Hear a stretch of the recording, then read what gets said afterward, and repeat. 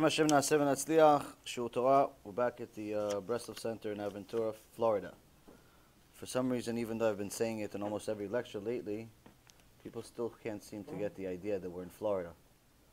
I get at least 2 to 3 emails a week asking me where am I located or which part of Florida. I don't know why it's so difficult. I mean, you could just see it on the internet. It's very interesting. Very interesting. It actually means that I don't study enough Torah. That's what it means. It's a kitrug on me. Why? Sure, b'emet. Why? Rabbi Shimon Bar Yochai says somebody that takes on themselves all Torah, someone that studies Torah, Hashem takes from him the all malchut, all the things of the world. If he doesn't, then he gives them the world. Meaning, if you study a lot of Torah, then Hashem's going to take care of your business. If you don't study enough Torah, then Hashem is going to say, oh, you don't study Torah, I have to give you something to do. So I'll give you IRS problems, health issues, this, that, everything. People sending you emails, all types of wonderful things. Why? You have to study Torah. See? Baruch Hashem, shiur was worth it just for me to learn this kitrug. Zat Hashem, I'll do tshuva. Anyway, Zat Hashem, now that shiur is finished for me, actually. I'm done for today. So the rest of the shiur is for you guys. Bezat Hashem, the shiur will be refuah shlema for Viola Bat Jora, Lena Graham Bat Rosa Trupin, Dvora Feigi Bat Razel, Eliora Avramson Karapondo, Elad Ben Doris, David Ben Nesria, Doris Bat Jora, Levana Bat Sarah, Elisheva Chaya Bat Sarah, Yochevet Bat Batya, Dvora Bat Mercedes, Michael Ben Sarah Leah, and also for Ilui Nishmat, David Ben Masuda, Rabbenu's Rav Mizrahi's father, and Bezat Hashem, we will continue to learn this Mishnah in Avot and help our own neshamot get better status in this world, Bezat Hashem. So we're continuing the Mishnah in Avot. We are in the 7th shiur of this same Mishnah. This is so far the longest series within the series about a specific Mishnah, which was expected, and I think there's going to be at least 3 to 5 more lectures. At least 3 to 5 more lectures about this Mishnah, Be'ezrat Hashem. We'll see. So the Mishnah in Avot is trying to explain to us, at least, so hopefully by the time we finish this series, we all at the very least understand what does it mean to have the Keter Torah. What does it mean to actually have a crown of Torah? And by what does it mean, I don't mean definition. I don't mean definition, because if you want a definition for what Keter Torah means, the crown of Torah means, you don't even need to come to a shiur.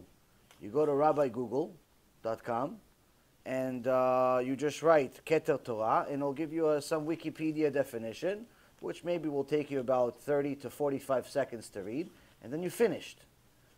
So whenever I say what does it mean, I never mean definition. Some people think I mean definition. They start sending me definitions on Instant Messenger. I don't mean definition. I mean, what does it mean as far as its significance?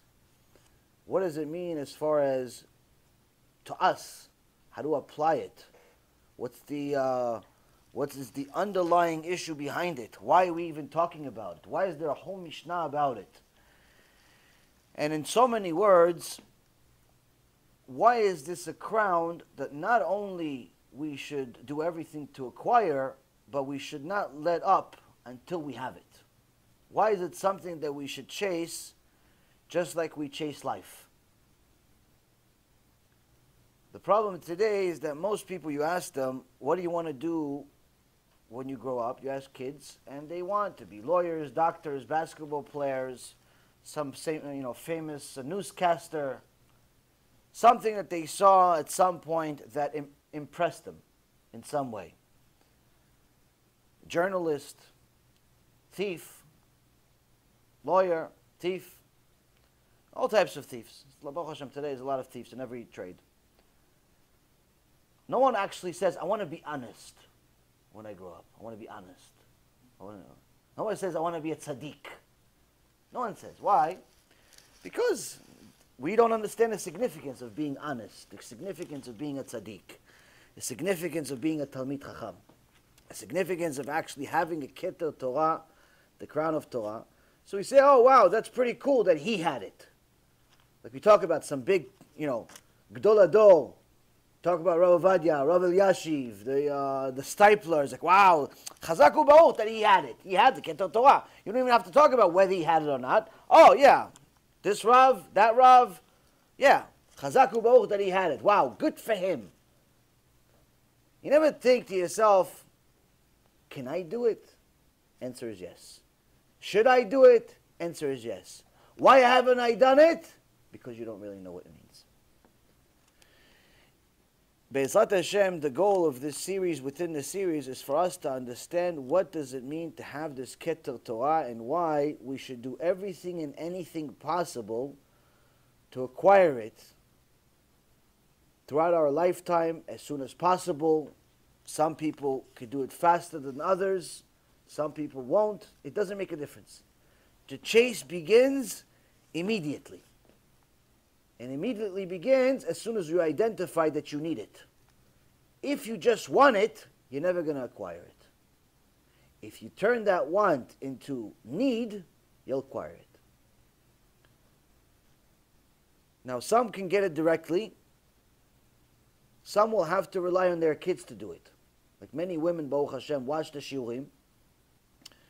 And even though they study and they learn and they're smart, to get the Keter Torah is not applicable to them, because there are certain things that are not applicable to them within the Keter Torah aspect of it. But they could acquire, first of all, knowledge, and second of all, they could acquire the knowledge to implement within their family, to go send their husband to the kollel, to the yeshiva, to the shiur, instead of sending him to the supermarket. Yeah, you need him to go to the supermarket. But if you have a choice, send him to the supermarket or order the supermarket. Send him to the kollel or nothing, because you can't order the kollel. You have to send him to the kollel. You have to send him to the shiur. Any woman that knows what Keter Torah means would be more excited about sending her husband and children to go learn Torah than even they are. Because when they acquire it, she acquires it. And it's the only way she can. Now, of course, in this generation, everybody wants to compare themselves to Bruya, Rabbi Meir Bar Anes's wife. There was also a Talmidah Chachama. There was a couple of them throughout history. And apparently every woman that has a little bit of a interest in learning wants to compare herself to Bruya.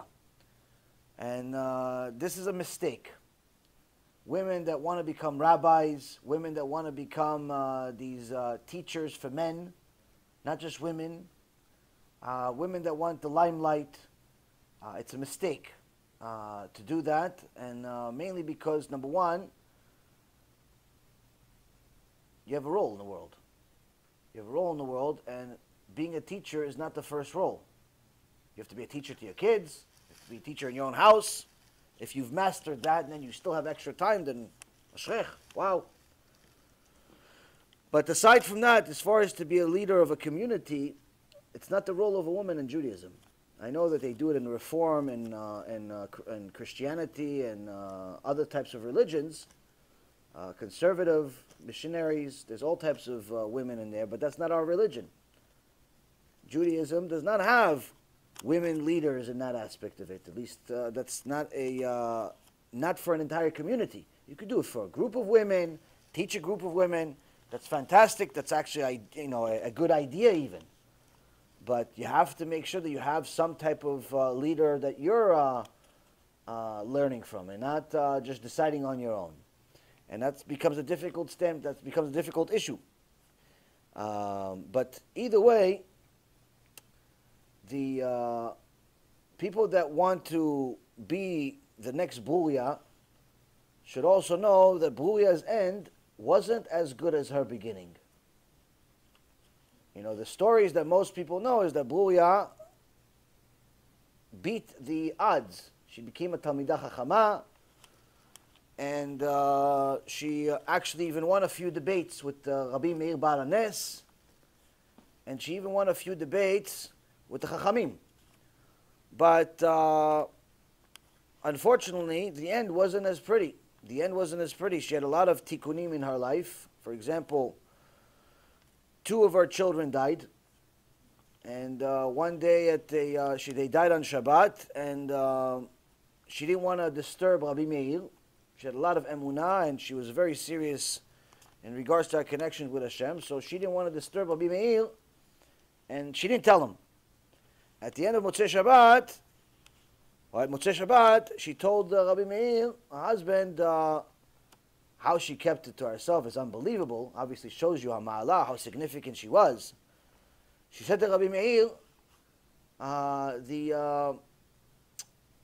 the debt collector that gave us a collateral, he's here to collect the collateral. Should I give it to him? He said, of course, mitzvah. She said, okay, Maya. She says, come with me. She takes her husband by the hand. She takes him to the room. She opens the room. He sees 2 of his kids dead. She says, the Baal Habayit, Hashem, decided to come pick up the collateral. He gave us collateral. He gave us 2 kids. He wanted them back. Rabbi Meir started crying because he didn't have emunah like she did. He didn't have. So she was huge. But unfortunately, she took it a little too far, where she lost respect for the Chachamim. She lost respect for the Chachamim in a sense that she decided that when the Chachamim said, Nashim de'atam kala, that the mind of a woman is weaker. Not weaker in intellect, but they're easier to convince. There's more naivety in women. They're more emotional than men. Normal women are more emotional. That's the reason why we don't have them as judges or as rabbis or as witnesses. You're not allowed to have a woman as a witness. And that's also why Rabbi Shimon Bar Yochai, when he ran away from the Romans, he didn't tell his wife where him and his son were going. Why? He says, if I tell her, the Romans, the evil Romans are going to come to her, and they're going to start torturing the other kids, torturing somebody, doing something to her, and convincing her to tell. Why? Because she starts seeing other people suffer. He says, okay, he's over there, he's over there. They're going to break her. So if she doesn't know, she can't break. So women are supposed to be more emotional. Any woman that doesn't want to be emotional or thinks that being emotional is a flaw has something wrong with her. That's the ma'alah, that's the significance of a woman. That you can get closer to Hashem without necessarily all of the tools that a man needs. But today's generation is confused. And they want to compare themselves to Bruya. Now Bruya had an end that wasn't as good as the beginning, because when she lost kavod for the Chachamim, by a simple sentence, she didn't start disrespecting them in public. She just made one sentence, one mistake, one time, that's it. It didn't take 500 mistakes. She didn't write a book against rabbis. She didn't start a website and put mixtape of all the rabbis that go against. No. One time she made a sentence. She says, no, this sentence that the Chachamim said, that the mind of a woman is weaker, I reject it. It's wrong. Look at me, I want some debates with some rabbis, including Rabbi Meir Baal HaNes. I want debates. So how are you going to say that I'm weak? Not weak in a sense of inferior, weak in a sense that this is more emotional based. So for the kavod Torah, for the honor of Torah, Rabbi Meir could not allow this to stand. Because when it comes to Torah, it's much more important to honor Torah than even to learn it. Even to learn it. Even though it says learning Torah is like you're fulfilling all of the mitzvot, honoring Torah is even more important than learning Torah. Why? If, let's say, for example, we're all learning serious sugya, serious shiur, something, there's fire coming out. Fire. Birds are flying over us and burning. Serious Torah. But all of a sudden, chas v'shalom, a book, a Sefer Torah, falls on the floor. Now, if anybody gets up, it's going to disturb the fire. You're going to lose concentration. You're going to start thinking. It's like, who's going to get up? You're going to get up. He's going to get up. Who's going to get up? All of a sudden, it becomes a discussion, and the fire dies. So we just say, you know what? Let the book stay there. Somebody else is going to pick it up.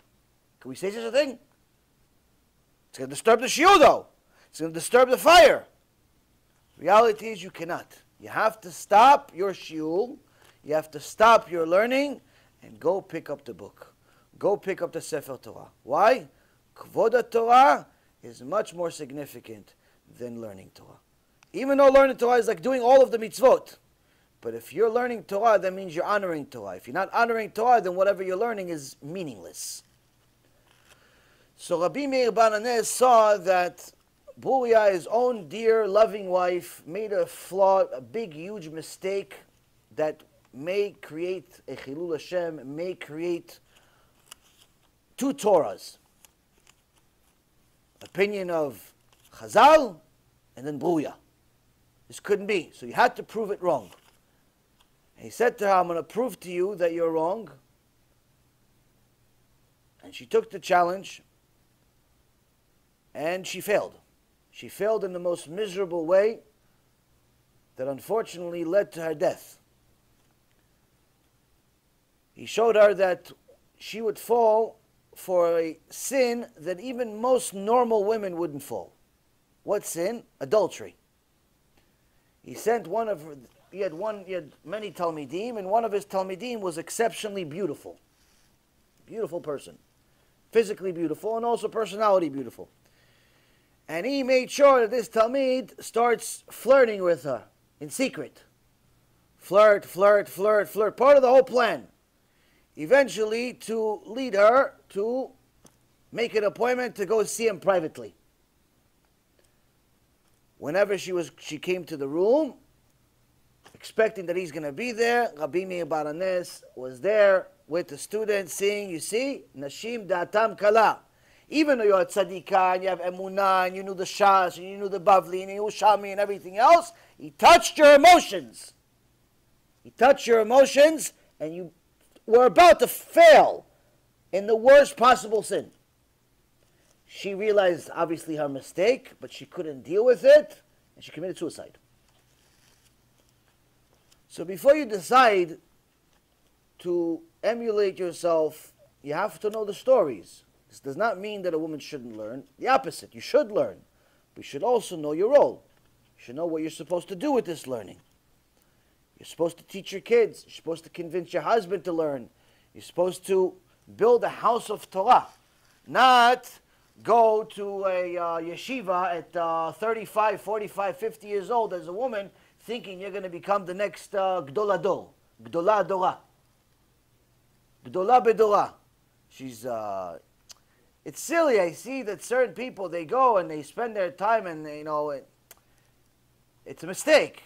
It's a very big mistake that people make, that they take certain things a little bit, not a little bit, a lot of it the wrong way.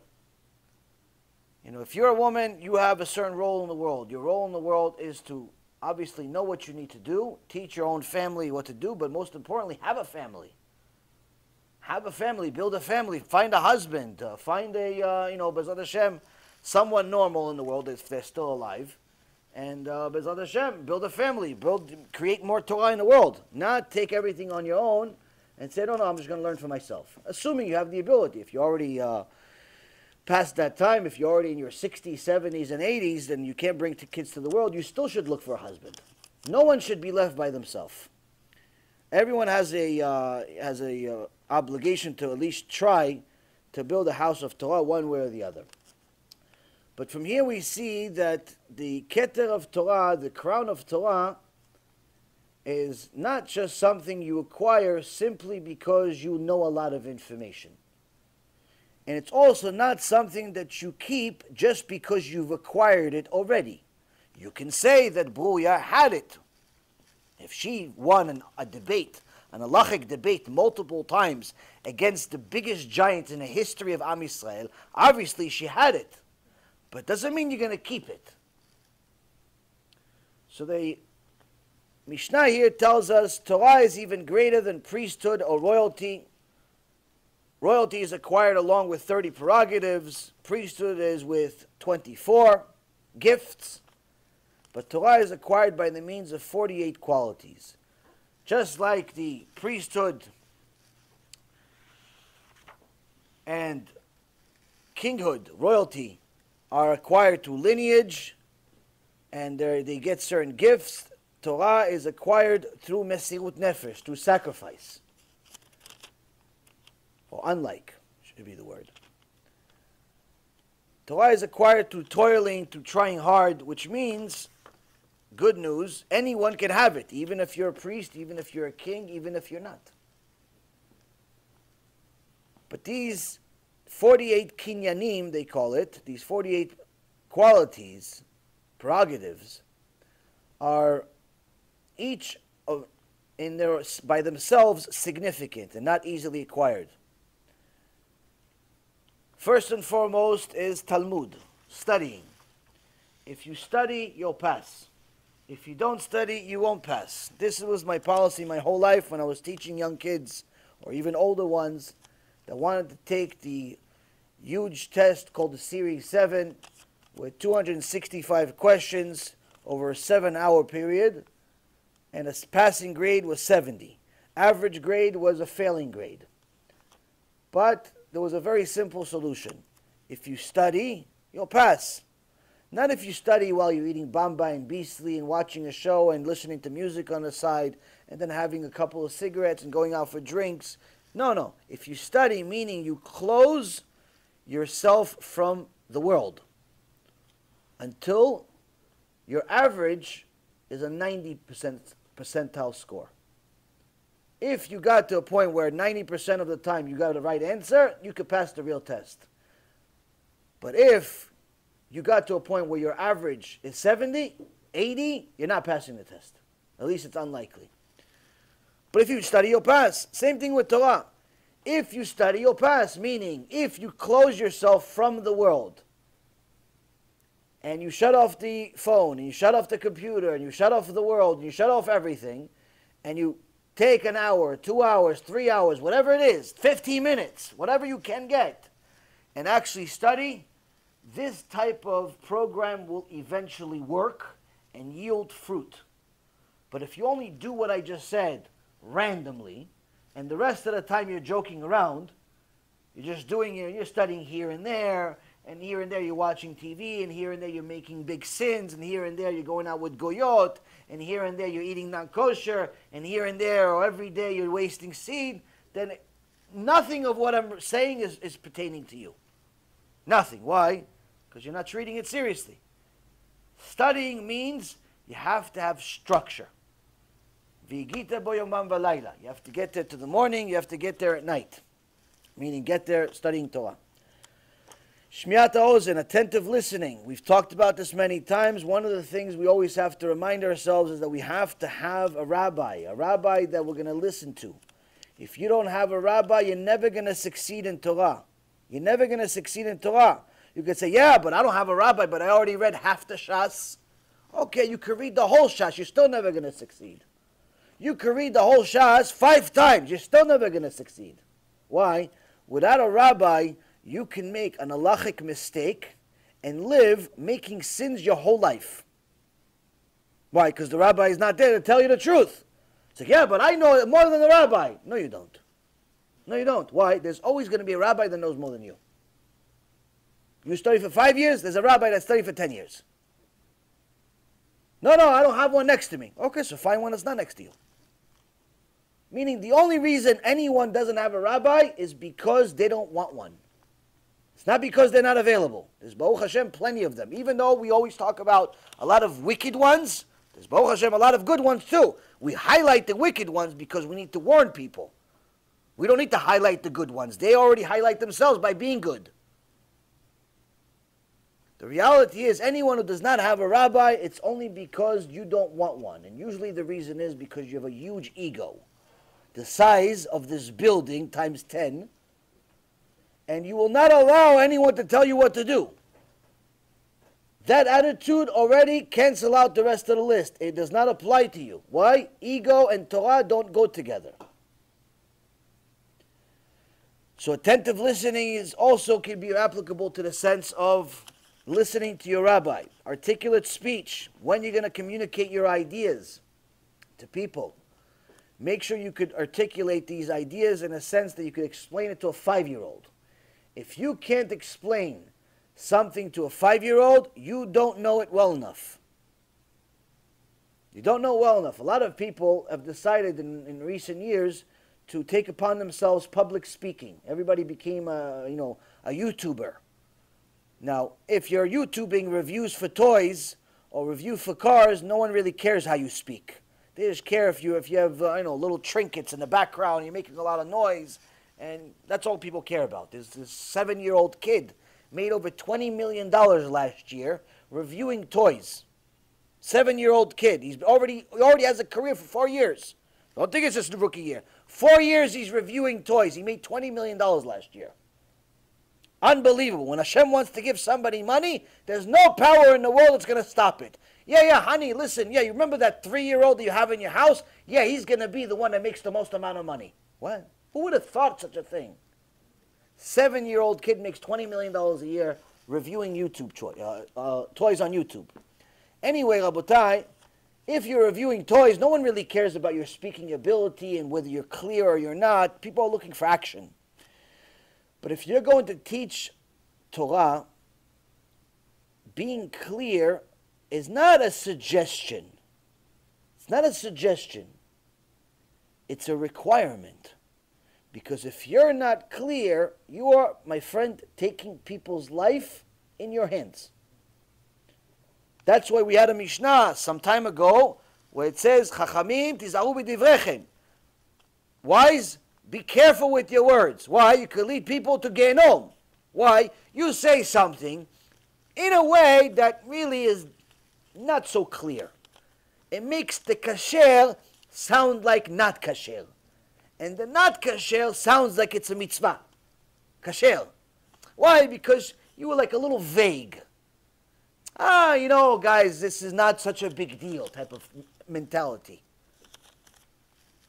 You now put everybody's averot on your head. And unfortunately, there's a lot of decent people that have done that to themselves. They make these videos and they talk about controversial topics, or they have debates with controversial people or even other religions, and they simply put Am Yisrael's averot on their head. Am Yisrael themselves also has enough, Baruch Hashem. But they put their averot on them also. Why? Because now people think it's okay to do what they're doing. Some examples are like people that talk about wigs without really knowing what they're talking about. People that talk about wigs without really knowing allowed, not allowed, what's the halakha, what's not halakha, what's yes, what's not. Or people that want to talk about, for example, debating Christians. This has become a new hot issue. Every Joe wants to debate Christians. He listens to a few lectures by Rabbi Tovia Singer, Rabbi Mizrahi, maybe Rabbi Skobak. At some point I come along maybe because they want to make fun of people. And they decide that they are now experts. They're experts and they want to debate. They want to debate some big guy. What they don't realize is that the Christian is not coming to debate. This is what people will never understand without life experience. You can know all the information in the world, and you could be right, because of course our Torah is right. You don't even have to debate it. It's right. Even the Christian is going to say the Torah is right. He's not saying the Torah is right. It's wrong. He's saying the Torah is right. It's just he believes he has a continuation. But he's not coming to debate you. They already lost the debate 900 years ago. They're still licking their wounds from the Ramban 850 years ago. They're still licking their wounds. They can't win the debate. Everybody knows they can't win the debate. There is no debate. So how come they're winning debates? How come they're winning debates? Because the Christian, Rabotai, is not coming for the debate. the Christian is a armumi, he's a snake. He's not coming for the debate. He's not coming to win the debate. He's simply coming to get a new audience. That's all he's coming for. He's coming to get a new audience because he figures you're going to bring 100, 200, 500, 1,000 people, at least 1 to 5% are going to agree with him. He's not looking to convert everyone. He's not looking to do everything. No! He wants one guy. One guy for the Christians. He feels he got Olam Haba. Alavai, we were as zealous as them about our own people. That's the mistake people are making with these debates. Unless you are there to debate in a very aggressive way to destroy them and make a huge Kiddush Hashem by destroying them and making any Christian, any person in the room, second-guess even the fact that they even second-guessed Judaism, and unless you're going to teach Torah Emet to the fullest, reward and punishment and everything, you have nothing, you have no business to be on this debate. You have no business to be in this debate. People much bigger than you have failed miserably at it, unfortunately, and we lost a lot of Jews because of it. We lost a lot of Jews because of it, and right now, the Christians are partying. They're partying over us. To give you a little bit of a insight of the danger that's happening, that unless you're in the business, you're simply not going to know, at least for the most part, the Christians are converting more Jews today than any other time in history other than the forced conversions that happened in Spanish Inquisition and other times like that. They're converting people left and right. They have an unlimited budget. There's this one group of Reshaim Arurim in Israel called One for Israel, Shem Reshaim Yirkav. These two Israelis specifically, and then there's a few obviously behind the scenes Israelis, missionaries, Christian missionaries with literally I don't know if there is even a number of a budget.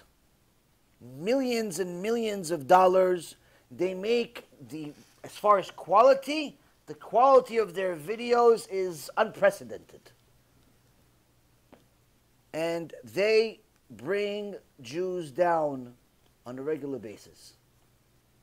Unfortunately, because they fool them, because we are an ignorant people today. We don't know enough about our own Torah, so as soon as someone makes us question it, we already question it ourselves. We never checked. So a lot of people are failing because of this. These Arurim have actually been on our target already for the last few years. We've actually had a few videos about them in Hebrew. Rav Ephraim destroyed them a few times. And they actually sent us a letter recently promising to destroy us. So we can't wait, Be'ezrat Hashem. We can't wait, Be'ezrat Hashem, for them to make another opportunity for us to sanctify Hashem's name by showing them how stupid any Christian is in the world, or anyone that believes in the New Testament, or Yeshua, or Jesus, or whatever, Pikachu, whatever you want to call these morons. Anyone that believes in this religion is simply an idiot. There's no other description for them. Why? You believe that God can die. You believe that God can have sex with a woman. You believe that God can make mistakes. That's what believing in the New Testament means. You believe in all those things. Now you can't say, no, I don't believe in those things. What do you mean? So what do you believe in? No, I believe He's the Messiah. I believe it. Wait, but your book doesn't believe it. You can't say, I believe in Him that's represented in this book, but I don't believe in the book. You can't say that. You have to be, something's wrong with you. Which brings us to the next Rasha Arul that we've spoken about before, Yitzchak Shapiro Shem Reshaim Yirkav. This menuval, this nevela, this mamash disgusting human being, filth of the filth human being, fools people on a regular basis, making them believe that he's a Jew. Because he speaks a little bit of broken Hebrew, and he came from Israel, and he thinks that's what makes you a Jew. My friend, that's not what makes you a Jew. What makes you a Jew is following the Torah. And he doesn't know a second thing about Torah. All he does is take divrei chachamim, take the words of the sages, and manipulates them to fool the fools. And he has now decided that his new target is Chabad. So he now sets up camp, going to different Chabad centers around the world that are very, very welcoming.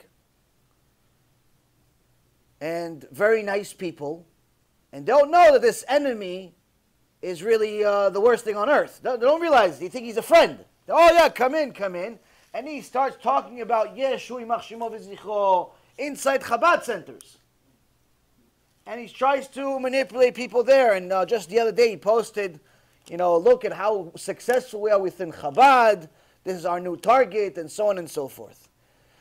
So for the first time in history, we're seeing that these missionaries, these Christian missionaries, they're not just going after the weak. They're also going after the strong too. There are a group of them that go after the Haridim, the ultra-Orthodox.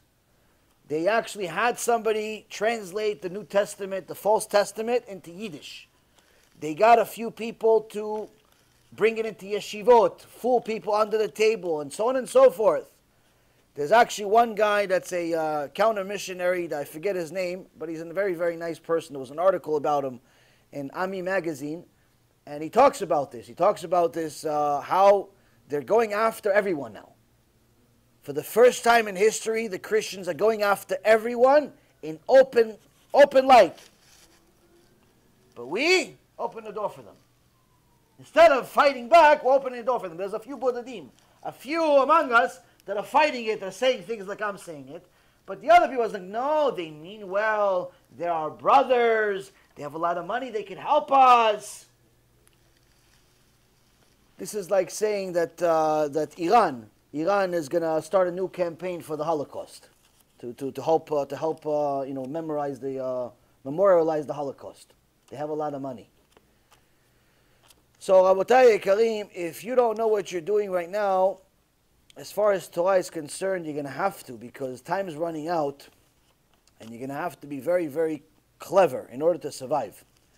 So you're going to have to be able to teach people very clearly, teach yourself, teach your family, know just enough to be dangerous, but dangerous against the Yetzer Hara, not dangerous against the public. Intuitive understanding, discernment are of course a prerequisite that if a person does not delve into the topic, think about it, meditate over it, all of the things that we say are simply going to go into one ear, stay in your head for a few days and then leave, go on vacation forever. If you don't watch these shiurim a few times, think about them, take notes, think about them again, review them, and you just treat them like entertainment, like you came for a movie for 2 to 3 hours, then it's better off you don't come. It's better off you don't watch. Why? It's a waste of time. Now I'm talking right now to the people that have been watching for a while. If you're brand new, then Bezrat Hashem, keep watching once, it's enough for you. You watching once already is enough, Bezrat Hashem. But the people that have already been watching for 2 or 3 years, if you don't have 2 to 3 huge notebooks full of notes of all the stuff that we've learned together over the last few years, you simply have been grinding water. Stop it. Get a notebook, a pen. If you don't have one, I'll send you one. Doesn't cost that much. And start writing some notes. Why? Because it's the only way this is going to start going in here. It's not a movie. It's not a song. You're not going to memorize it just because I said it. I don't memorize it, and I'm the one saying it. You have to review it. That's how you learn Torah. You have to think about it. You heard something that touched you? Write it down. 1 sentence. Go over it once a day. Go over it once a week. Go over it once a month. Do something. But if you're simply going to watch and treat the lecture like it's a movie, it's never going to go into your heart enough to make an imprint. And what I mean by an imprint is that pretty much you have to be strong enough that even if, let's say, for example, electricity was shut off, which eventually will be shut off at the end of the world, there's not going to be electricity, which means you're not going to be able to watch our shiurim unless you come. Unless you come to the shiur. There's no YouTube. So you have to have enough knowledge at that point when there's no electricity that knowledge is made engraved into your heart. That even if you don't watch a lecture for 2, 3, 4, 5 days, a week, 2 weeks, you're still okay. Don't be one of those people where if you don't watch, you went on vacation, you went on some work trip, you got married, and you just simply can't watch for a week or 2 or 3 or even a month. All of a sudden you're like modern. All of a sudden you're like half a Christian. All of a sudden you forgot you were a Jew because you haven't watched shiurim in a month. You have to take these shiurim, you have to engrave them into your heart. The only way to do it is by taking them much more than face value, meaning much more than just watching the shiur. Awe and reverence, being scared of Hashem. People are telling me today, literally, every day, somebody tells me that they went to yeshiva, they learned from book, they did this, they did that, but they never knew that you're supposed to be scared of God. Somebody just told me yesterday, listen, I went to yeshiva for a year and a half, yeshiva gdolah. Read a lot of books, had a lot of rabbis, everything was wonderful, but the first time I ever heard that having fear of Hashem was a requirement, was actually a mitzvah out of the 613 mitzvot, was when I started watching your shiurim. He said, I asked the rabbi about it. He's like, no, don't worry about punishment. Just learn Torah, everything's going to be fine. I didn't want to really tell him what I think about such rabbis, because if he continues watching my shiurim, he'll know what I think about them. He knows what the Torah thinks about them. But Yirat Shamayim goes along with learning Torah. If your Torah does not have Yirat Shamayim, it's not Torah. It's not Torah. Joy, modesty, purity, all of these things go with Torah. These are all things that if you want to inherit the Keter Torah, the Crown of Torah, you have to have them. You have to be a modest person. You have to work on your humility, because like we learned on Sunday, if you don't work on humility, that means that your natural belief that you are better than the rest of the world, your arrogance, your gava, is simply going to get worse and worse by the year. Every year you'll become more and more despicable, more and more intolerable to Hashem, more and more intolerable to the people around you, to the point where the Gemara says that even your wife will hate you. By the way, how do you know that there's two arrogant people in the same room? They both hate each other. Because arrogant people hate each other more than anybody else. So unfortunately, arrogance is simply something that people think is just going to go away like a headache. It doesn't. Unless you work on humility, it will not go away. It will get worse. And when arrogance gets worse, the worst possible traits come from it. All of the bad things, whether every single sin in the Torah starts with arrogance. Every single sin. So this is something that a person needs to work on. Joy. If you're not happy as a result of living the life of Torah, there's something wrong. Now I understand that life is difficult. Baruch Hashem, I understand very well that life is difficult. But difficulty and joy have nothing to do with each other. People think that if you have a difficult life, that means you can't be joyful, you can't be happy. That's wrong. There's nothing further from the truth. Having joy comes with having a purpose. Difficulty comes with having a life. If you're alive, you'll have difficulties. But joy is simply your perspective on things. If you see that everything is part of the grand plan of a Borei Barach, of the Creator above us, may His name be blessed, then what are you so sad about? It's part of the plan. Yeah, but I didn't expect my foot to hurt. Well, He did. It was part of His plan for your foot to hurt. Because once you break a foot, it hurts. And that was His plan, to make sure that your foot breaks. Why? Ask Him when you get up there after 120. After 120, ask Him, Hashem, why did you do it? But by the way, you should know, Job, Alav Shalom, was not a Jew. He was a Noahide, righteous Noahide, but was a prophet. If you see, he had 40 chapters of questions. Verse after verse, verse after verse, question. Why this? Why this? Why this happened? Why this happened? Why this happened? Why this happened? Why this happened? Ooh, so many questions he had. As soon as he saw Hashem, he didn't answer any questions. Hashem never answered them. But he said to Hashem, I see you, I don't have any questions. I see you, I don't have any questions. When you see the Shekhinah, when you see Hashem, there's no questions. There's no questions. Rabotai, if there's no joy in your life of Torah, there's something wrong. There's something wrong. You're doing something wrong. There's nothing wrong with the Torah. Torah is Kedosha. Torah is happiness. Torah is glory. Torah is the best of the best. There's something wrong. You're not applying something. You're not doing something. It's like sometimes you can have a rocket. Each one of these rockets that NASA has built in the past literally cost billions and billions of dollars. Their budget over the years was close to $1 trillion just to go to the moon, and they never really went. But anyway, it's a different story. They'll go to the moon and pretend to go to the moon, cost them almost $1 trillion to pretend. To go to the moon cost them almost $1 trillion to make pretend. We could have done it for free. But anyway, they did it for almost $1 trillion, Rabotai.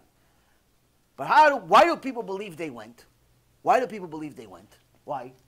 What do you think? It's because of Bugsy over there, Buzzer, whatever his name is, that said one giant step for man. No, it's not because of that video. It has nothing to do with it. Because they saw the black and white that looked completely fake. No, it's not. That's not the reason. Why people thought he went to the moon. You know why people thought he went to the moon? Because they saw people dying, trying to go to the moon.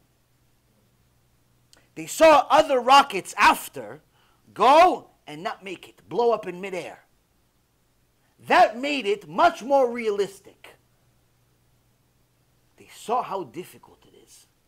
Now, if you actually assess the rockets that blew up, Shem Yerachem, people died. One of them was a Jew, an Israeli, had a Keter Torah. Died. What happened?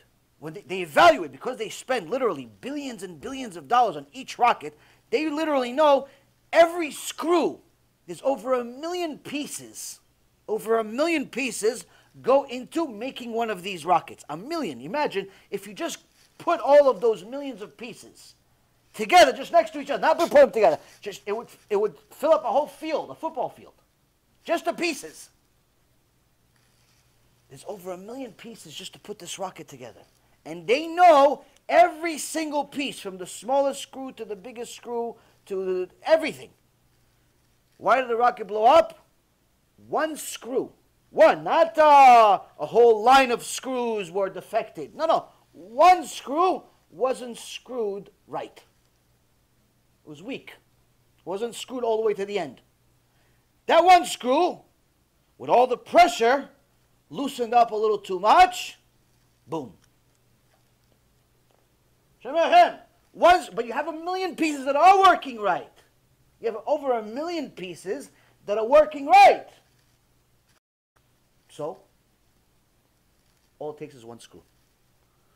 All it took was one sentence from Buria to destroy everything. All it takes is for a Jew to make one comment, one word, one look, one act. Not many. One. Destroy everything. You have to be very, very careful. If a person does not have joy in his Torah, that means something is wrong. It's most likely a lot more than one screw. But at the very least, you should know for sure one screw is loose. Usually the screw has to do with purity, kedusha. That's the easiest thing in the world to fail, because most people don't even realize it's a sin. In this generation, most people don't realize it's a sin. Rav Dessler, alav shalom, in Michtav Me'Eliyahu, says that in the generation of his grandfather, Rabbi Yisrael Misalant, was his grandfather. What a grandfather to have. In his generation, he said, all of the observant Jews, of course, knew about Gehinnom. All of them knew that there's punishment. He says, in my generation, people have doubts about the significance. In his generation, they have doubts of the significance. How is it really as bad? Maybe it's a little more. But he doesn't say they don't believe in Gehinnom. They just have doubts. In our generation, Hashem Yirachem, we're 100 years later, less. People don't believe in Gehinnom. Orthodox Jews, religious, Charedim, don't believe in Gehinnom. Requirement for Judaism. Requirement, reward and punishment. Reward and punishment is a requirement of Judaism. They don't believe. And they think they're still religious. Why? Because they destroy themselves spiritually by destroying their mentality by sins of kedusha, wasting seed, immodesty. Those are the types of sins that destroy the neshama to think in a very, very perverted way. When you're not a ish kadosh, when you're not a isha kadosha, if you're not modest, it's going to be very, very difficult for you to live a Torah lifestyle.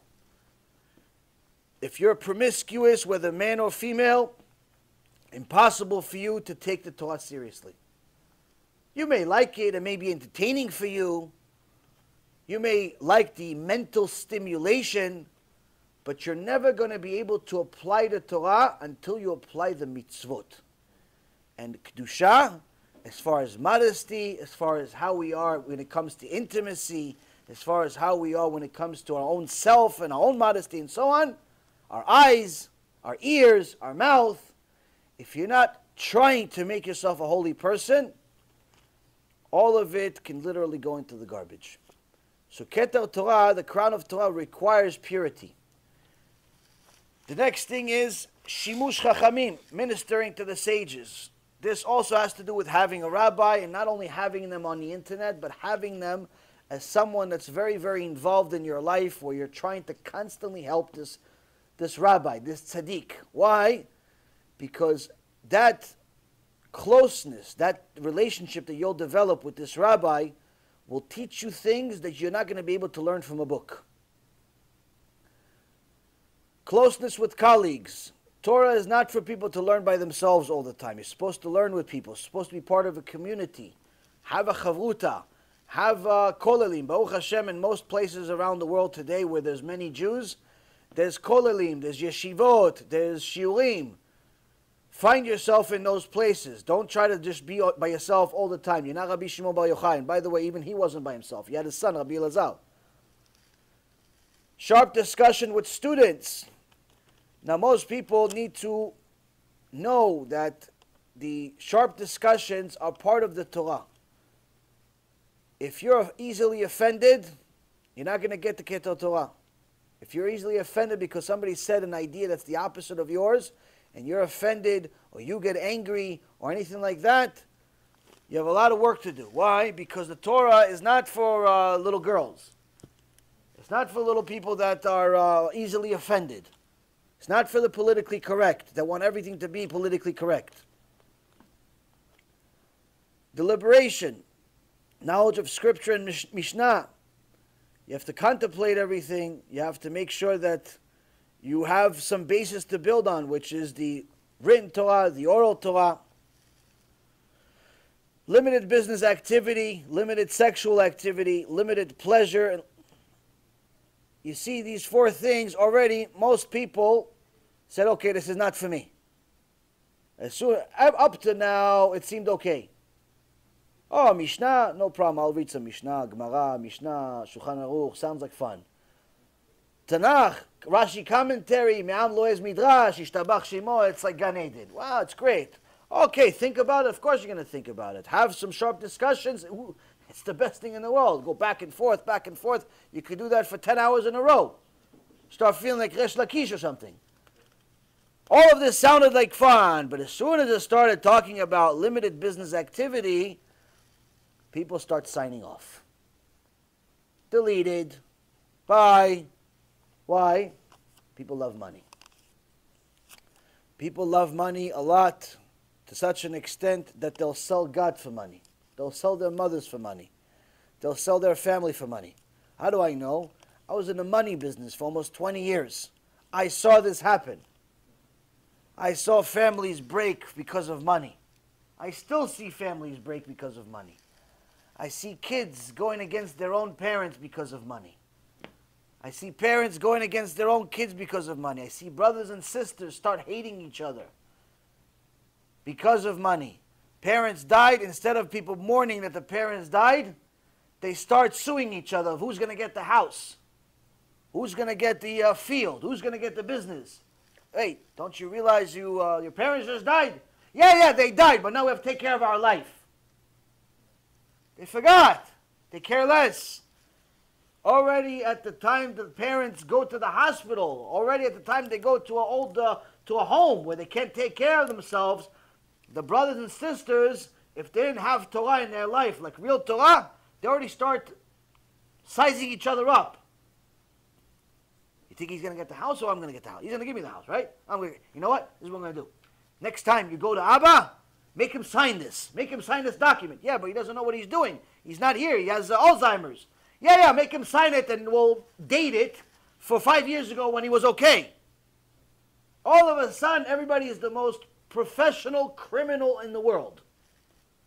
Start putting dates, fraud, all types of things. You think I'm joking? I've seen this with my own eyes. Like I said, I was in the money business. I saw what people do to each other. There's no end. When I heard this Gemara,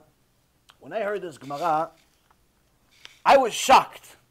But then I started thinking about it, and I said, you know what? What wisdom does Am Yisrael have?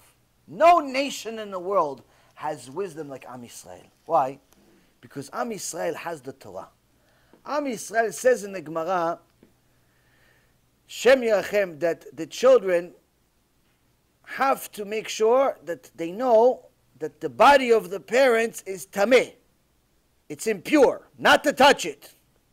Not to touch the body. In fact, as soon as somebody dies, everything next to them under the same roof becomes tameh. Becomes tameh. Including the skin. Tameh.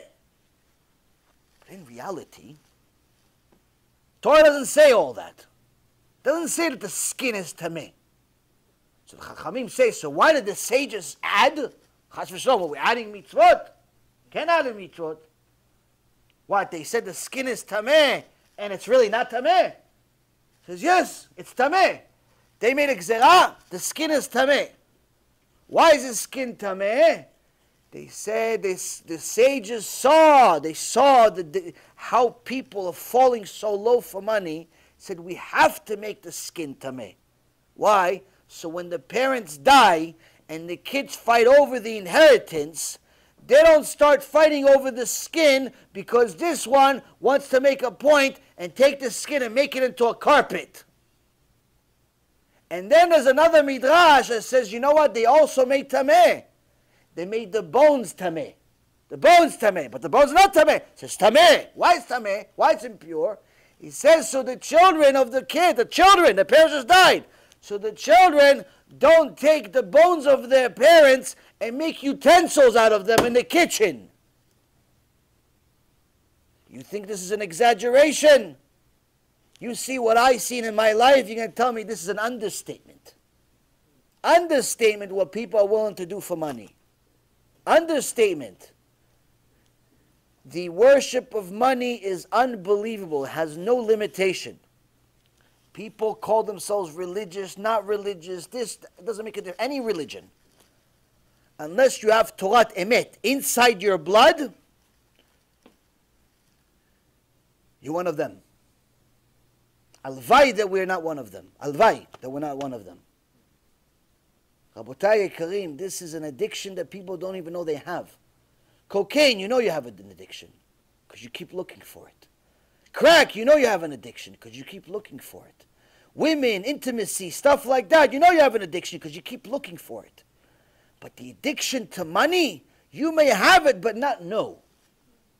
You may have it but you don't even know you have it until it's too late. That's what makes it more dangerous. Because some people call their addiction to money ambition. That's how the Satan fools us. Limited sexual activity, limited pleasure, limited sleep is what we got to.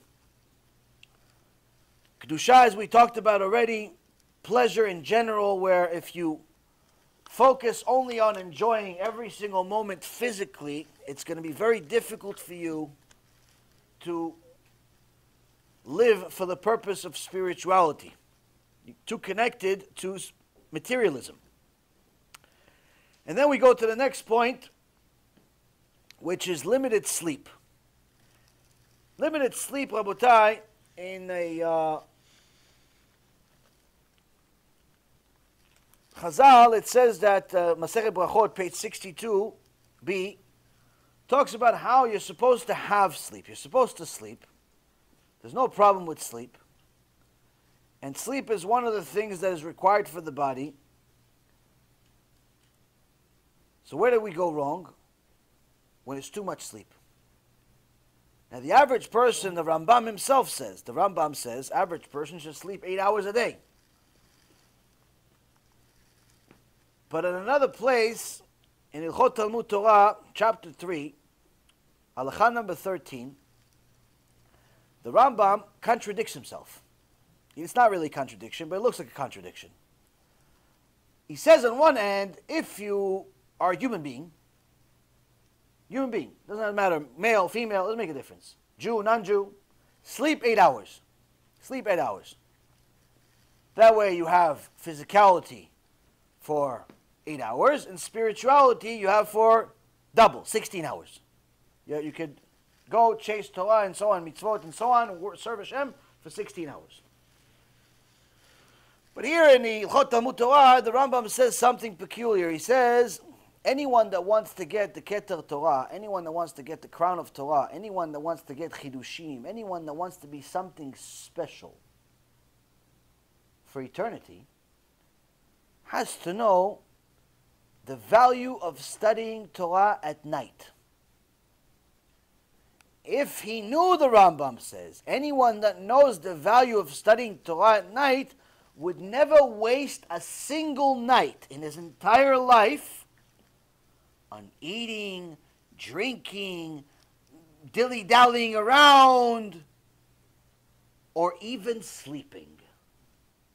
Wait a minute, Rambam. You said we're supposed to sleep 8 hours a day. You're right. You're supposed to sleep 8 hours a day. But you also should know, if you want to get the Keter Torah, you want to have the Crown of Torah, this 8 hours doesn't actually apply to you. It applies to everybody else, regular people. You need to sleep less. How much less? All is based on you. Now, some people that hear this take things to the extreme where they, all of a sudden, they slept 8 hours a day their whole life, and all of a sudden they cut it down. They want to be the Vilna Gaon, sleep 2 hours. Don't do it. You're going to die. Literally. Don't do it. Don't go from 8 hours to 2 hours. In fact, don't even go from 8 hours to 4 hours. You're going to kill yourself.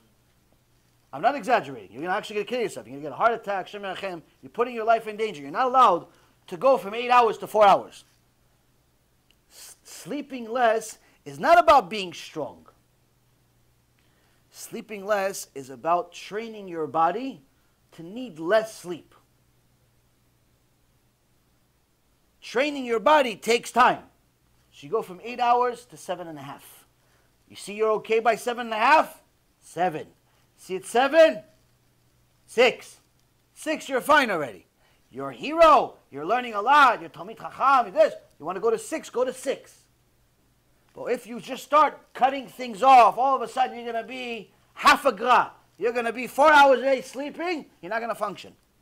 Your prayer is going to be garbage. Your learning is going to be a waste of time. Your marriage, non-existent. Your wife is going to say, I'm married to him, I'm married to the wall. It's the same thing.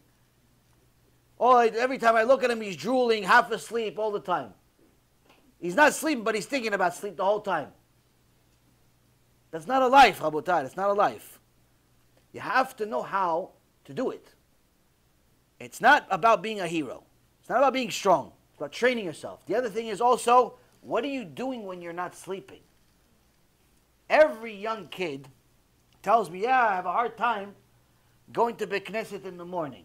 I say, why? You don't have a Beit Knesset? He goes, no, I have 5 of them right next to my house. So how come you have a problem going to Beit Knesset in the morning? There's no minyan that accepts you? No, they all like me. So how come you have a problem going to Beit Knesset in the morning? He says, because I don't wake up in the morning. I said, when do you wake up? Oh, I wake up at 11, 12, 1, 2, the next day, sleep like a bear for the winter. Shtabach Shemo La'ad. We're lucky you're awake. We're seeing you awake. It's like seeing Mashiach. When are you awake? Oh, I'm awake at night. What are you, Batman? What are you doing at night? Oh, I'm watching shiurim. Watching shiurim. There's a shiurim you're watching. What shiurim are you watching? Who are you kidding? You may be watching shiurim, Bemet. You may be watching shiurim, but you're not watching shiurim. The shiur is on. But you're not watching it like you're going to take what this rabbi said, this Talmid Chacham said, and you're going to say, this is good, I'm going to apply this to my life. No! What are you doing?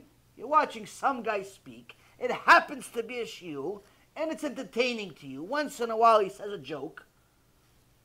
That's it. It's like a movie. You're not applying anything. That's not watching shiurim.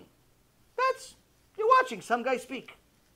A long while, you're also seeing other things too, but you're not going to tell the rabbi that you also see the other stuff that you're not allowed to watch, and the other stuff that you're not allowed to watch. And in reality, between the shiurim, there was a lot of other shiurim. You're not going to tell him that. All of a sudden, he's a tzaddik at night. You have to be a gibor. You have to wake up. You have to force yourself. Not everybody needs to push themselves to wake up at nets. It depends on what your schedule is. Parts of my life personally, I woke up for nets. Parts of my life, I don't wake up for nets. Why? I have a different schedule. But doesn't mean that I don't wake up at 12 o'clock. You have to wake up in the morning to do Kriyat Shema at time. You miss the prayer every morning, you have a problem.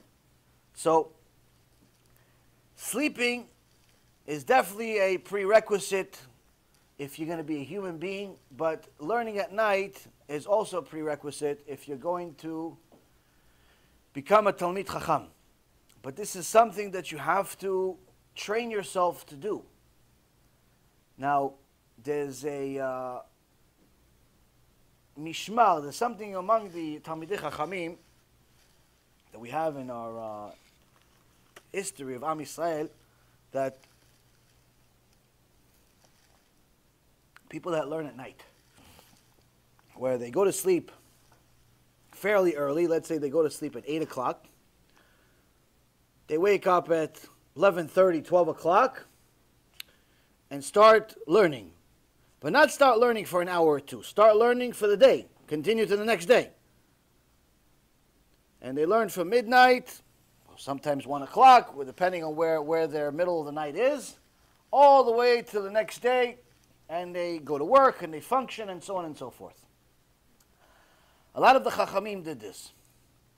And there was a teaching from the Baal Shem Tov, Alav Shalom, that he said that anyone that learns for 1,000 nights in a row, 1,000 nights in a row, throughout the whole night, functions the whole day, not he went to sleep, he learned, he went prayed, he finished praying at 7, 8 o'clock, he went to sleep at 8 o'clock in the morning till 8 o'clock at night. No, that's not mishmal. No, you have to function the whole day.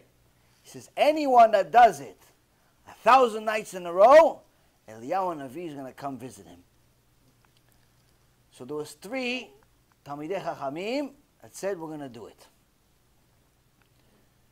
A few more tried, but the 3 were the most serious. One of them said, Mamash, I'm going to do this, I want to see Eliyahu Navi. First one, after 370 nights, a little over a year, broke. Had to go to sleep. Second one, almost 2 years. 1,000 nights, over 3 years. Almost 2 years, almost 700 nights, broke. The third one got to over 900. He says, even if I'm going to die, I'm going to get to 1,000. He got to 999. He got to 999. He was going strong.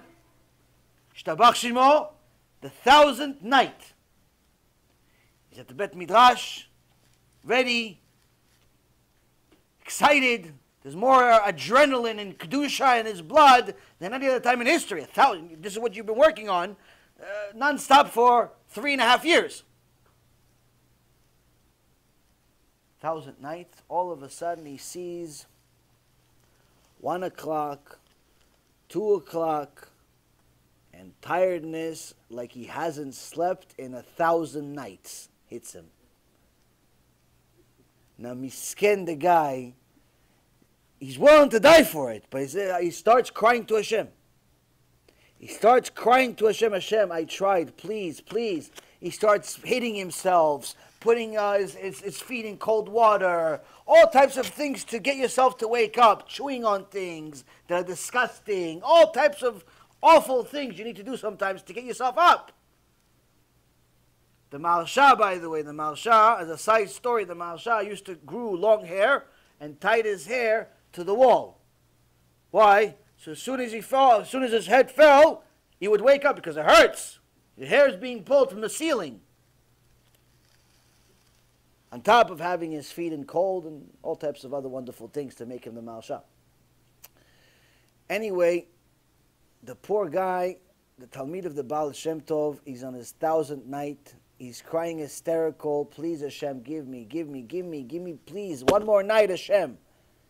He's torturing himself. He's hitting himself. He's trying to learn the whole time. He's not like just running around just to stay up. See, I win, like a little child. No, he's trying to learn Gemara. He's trying to learn Tosfot. He's trying to learn the most difficult things in the Torah. Things that Alvai we would do if we're awake. Forget about not sleeping for 1,000 nights. And now you have the guy is crying, he's scared, but then the gates of mercy open, and all of a sudden an old man comes in at the middle of the night and tells him, you want to learn Chavruta with me? And he learns Chavruta with him, a few dinim, a few laws in regards to Alachot Bet Knesset. Who was it? Eliyahu Navi. Eliyahu Navi. Don't try this at home. But the point is of the story, Rabotai, is that there is a significance to people that sacrifice their life for Torah. What's the significance? Significance is, our Torah teaches us in Gemara Masechet Brachot, and also in Shabbat and a few other places, that if you want to have the crown of Torah, sacrifice becomes standard. If you're not willing to sacrifice your life, mamash, you're never going to get Torah. You may have a little bit of conversational knowledge, like you'll be able to hold a conversation, people talk about something and you'll be able to know what they're talking about, or maybe even say a thought of your own. Many people have that. All you need to do is learn for a year or two and you're okay. You can have conversations. But the crown of Torah, far, far away from you. Far away. Never, never land. Never, never land. Why? Crown of Torah only comes to people that want to sacrifice their life. So, where do we get this 8 hours, less hours? Where do we get all of it? They use a few sources in the Torah. One of them is from Job. In Sefer Job, chapter 3, verse 13. It says, Yashanti Az. Job says, I slept when? And Az has the numerical, it's Aleph Zayin. Aleph Zayin has the numerical value of 8. So it says, Yashanti Az, I slept when? Meaning that he slept for 8 hours. Yashanti Az. But a lot of people don't want and don't like to translate the rest of the verse. And the rest of the verse says, Yashanti Az yanuach li. I would be asleep, then I would be at rest. Yanuach li, the Khatam Sofer says li, the last two words is 40. Li is 40. So what does it mean? What the Khatam Sofer made it as his, the way he lived his life to become Khatam Sofer, for every 8 hours of sleep, study Torah 40 hours. Slept 8 hours? Shrecha. Study 40 hours. Not sleep 8 hours and study 2-3 hours doing somebody a favor. No, you slept 8 hours? Shrecha. Now study 40 hours. Straight. What do you get when you study like this? What do you get? Now, Baruch Hashem, a few of you already, Shtabach Shemo, already learning Gemara. Where are you in the Gemara? I haven't asked. Huh? 18, Baruch Hashem, Shtabach Shemo. You finished the Masechet?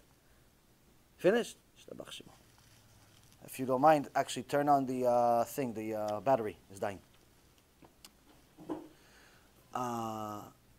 So So few of you have heard the name Abaye. Why? It's in almost every single page in the Gemara you hear Abaye. Right?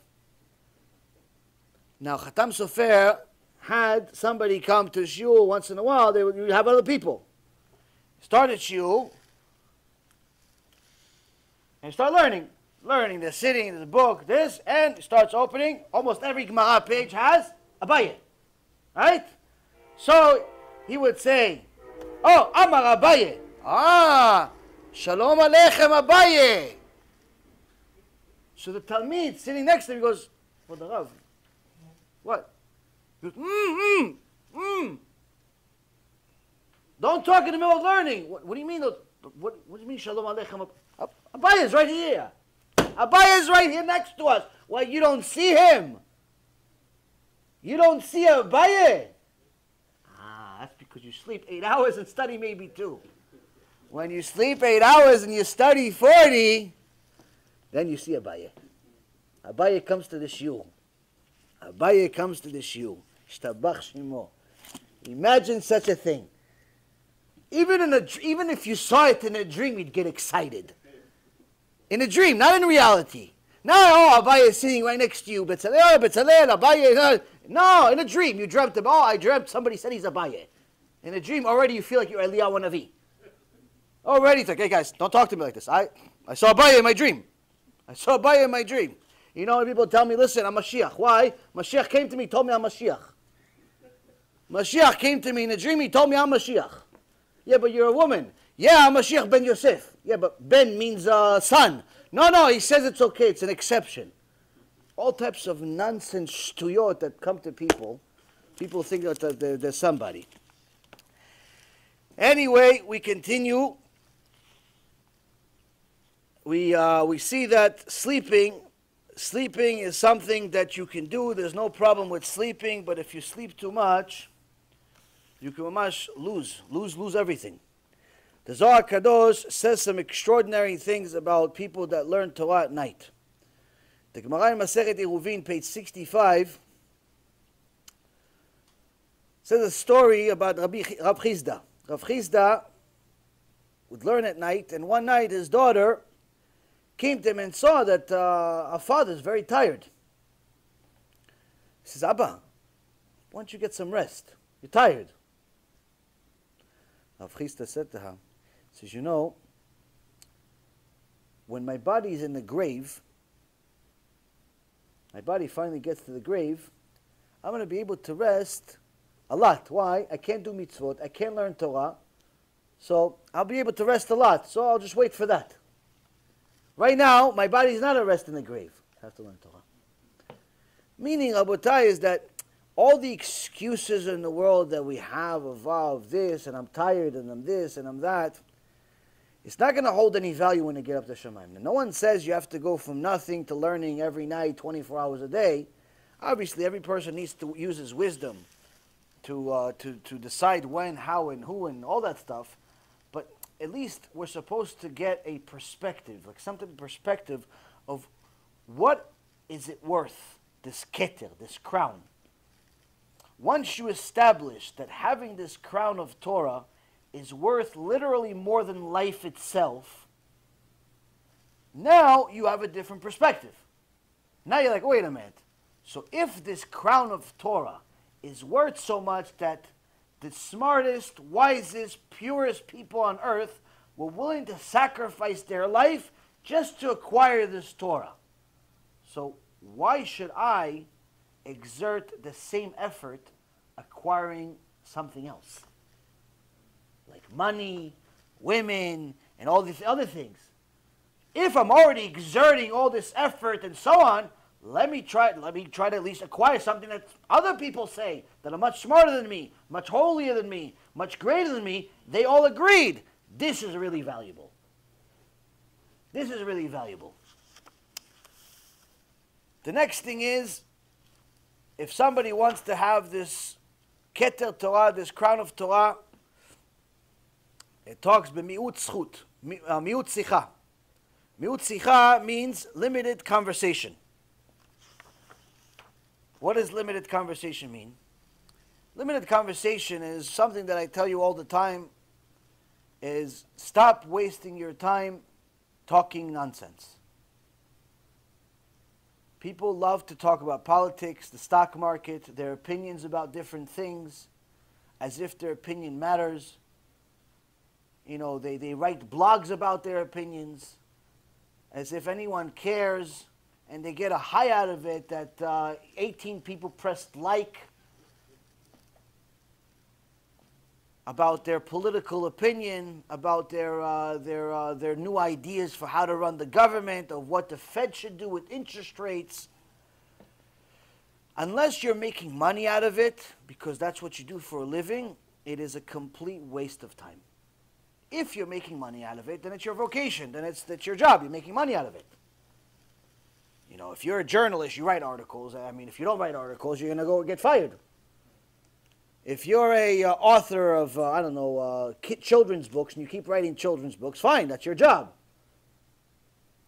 If you're, I don't know, some type of advisor of some kind, and you get your clients through writing articles about your industry, that's fine, no problem with it. But if you simply have nothing to do with your time, you just have extra time on you, because you work for some easy job, you finish at 5 o'clock on the dot, you have dinner at 5:30, and the rest of the night to make as many sins as you want until the next day. So, and you have nothing to do. So what do? You go naturally to where? Facebook, or Twitter, or some of these other places that you can waste time without even realizing it. And you decide, you know what? Let me express my opinion about what Donald Trump said, or what he didn't say, or what he should say. And what do I think about the wall? And what do I think about immigration? And what do I think about the Fed rates? And what do I think about the trade imbalances? And all of your wonderful opinions about all of these things, you are destroying your life. Even more so if you decide to speak these things. If you're writing them, that's already a big waste of time, because then some people are going to comment, and you're going to go back and forth with the comments, and no, and yay, and there's always going to be a hater, and there's always going to be somebody that pats you on the back, even though you're completely wrong. Doesn't make a difference. There's always going to be both sides.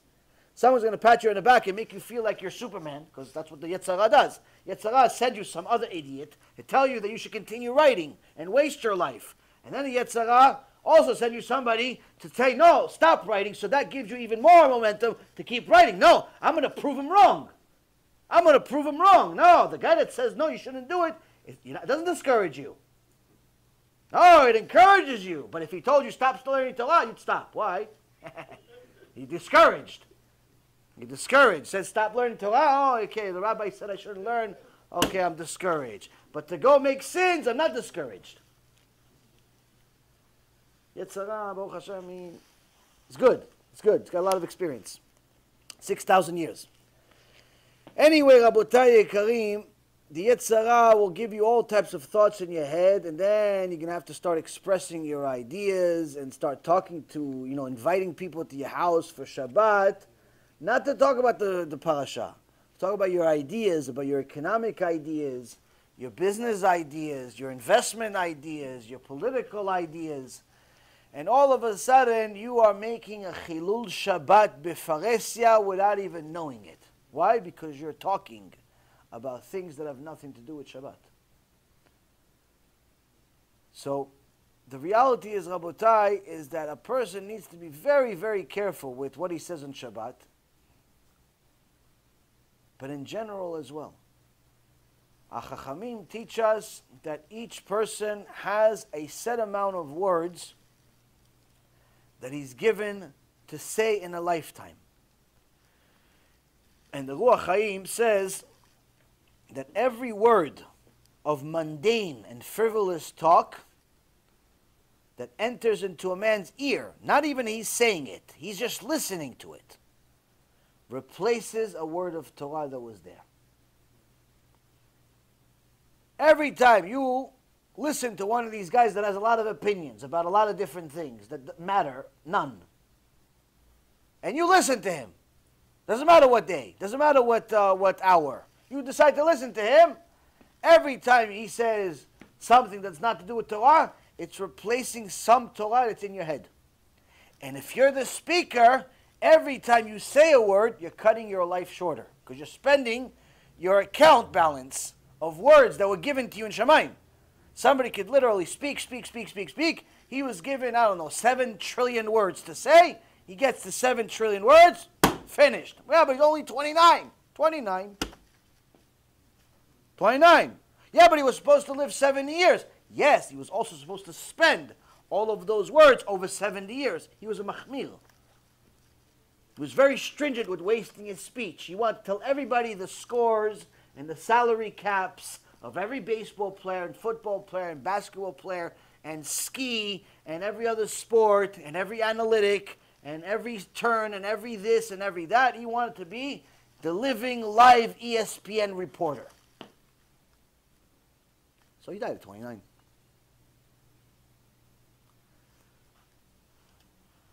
But when it comes to words of Torah, if what you're saying has to do with the Torah, you have unlimited amount of words. Now this sounds really nice. To have an unlimited amount of words of Torah sounds like a nice thing.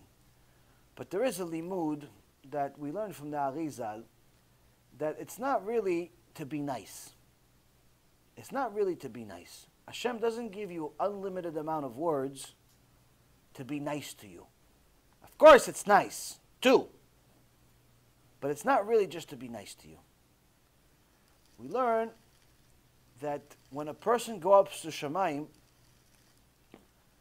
he has to give a shiur Torah for 185 days in a row.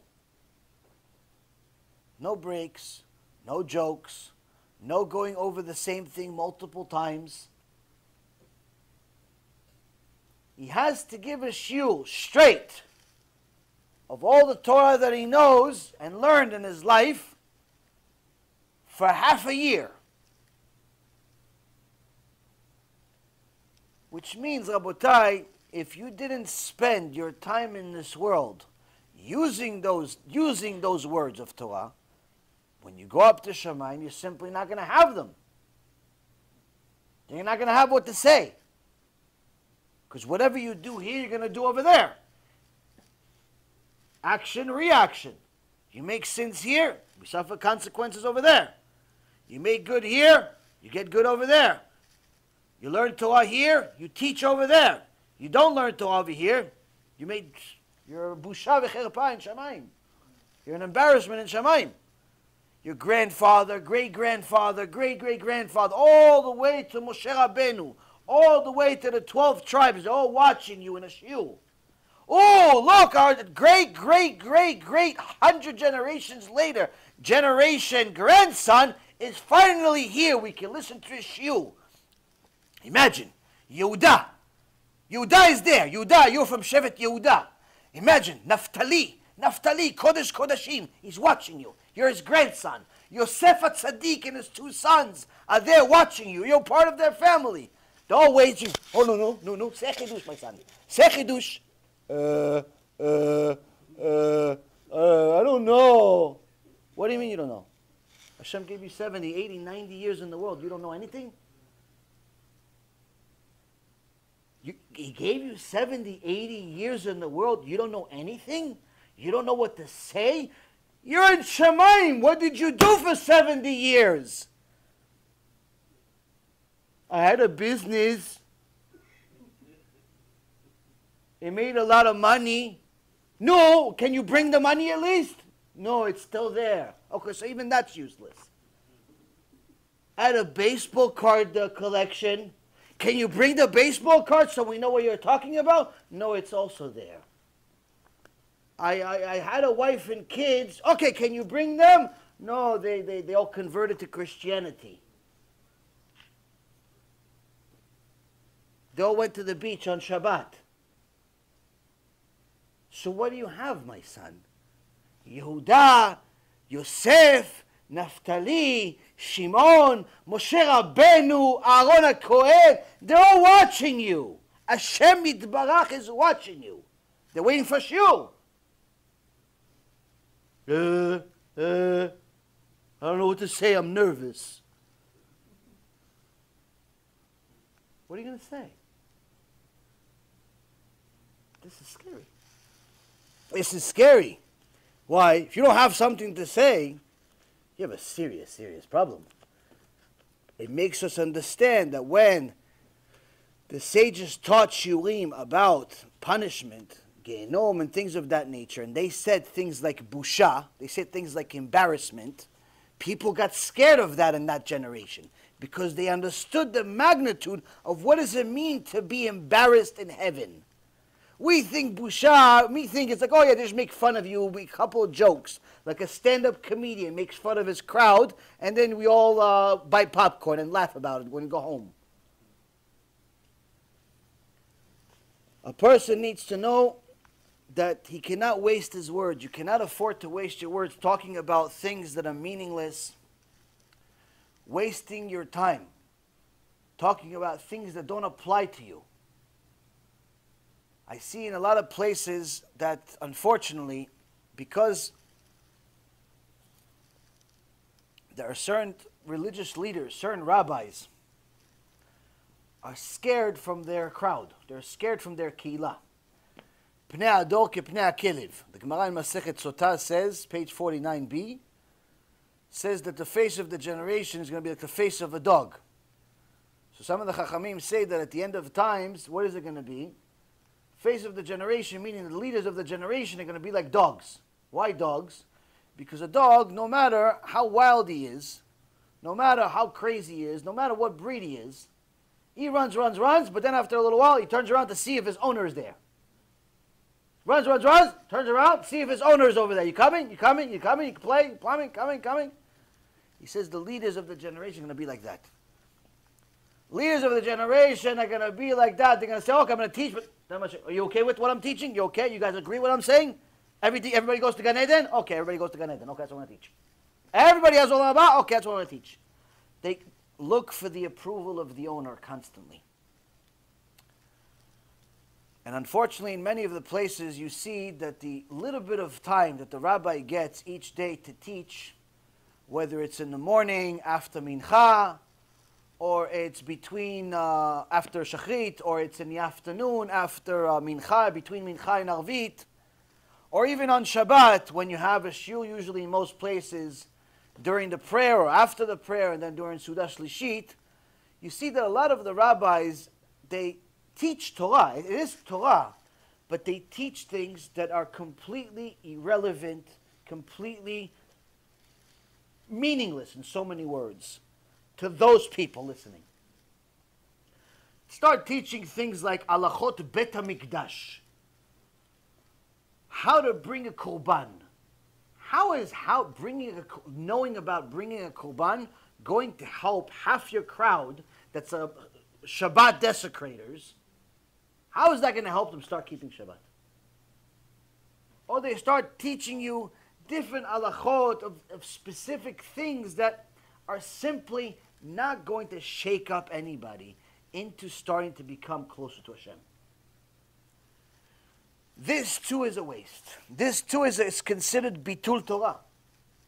It's not considered limud Torah. If you have a crowd of people, if you yourself are learning something that is beneath you, or that's not relevant to you, or something that's simply not true, it's bitul Torah. So one of the things we should always consider is when we limit our conversations, aside from limiting the conversations of the obvious nonsense, which you don't need me to tell you to limit those conversations, but we need to, it's also limiting our conversations to even talking about things that are nonsensical, or perhaps not relevant, or just not productive. Like I was saying before the shiur, asking questions about what would you do if you won the lotto? This is a question that almost every person asks themselves in the Western world at some point in their life.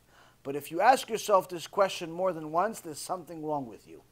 It's a childish question. It's kind of funny to imagine. You know, it's cool to imagine you flying in the air because you were 6 years old when you thought flying was possible for people. It's cool to think that maybe one day you'll be rich. It's cool to think that this and that, and fine. But if you do it once, that's enough. If every day of your life you're asking imaginary questions, you're wasting your life. Because now your life has become one big fairy tale.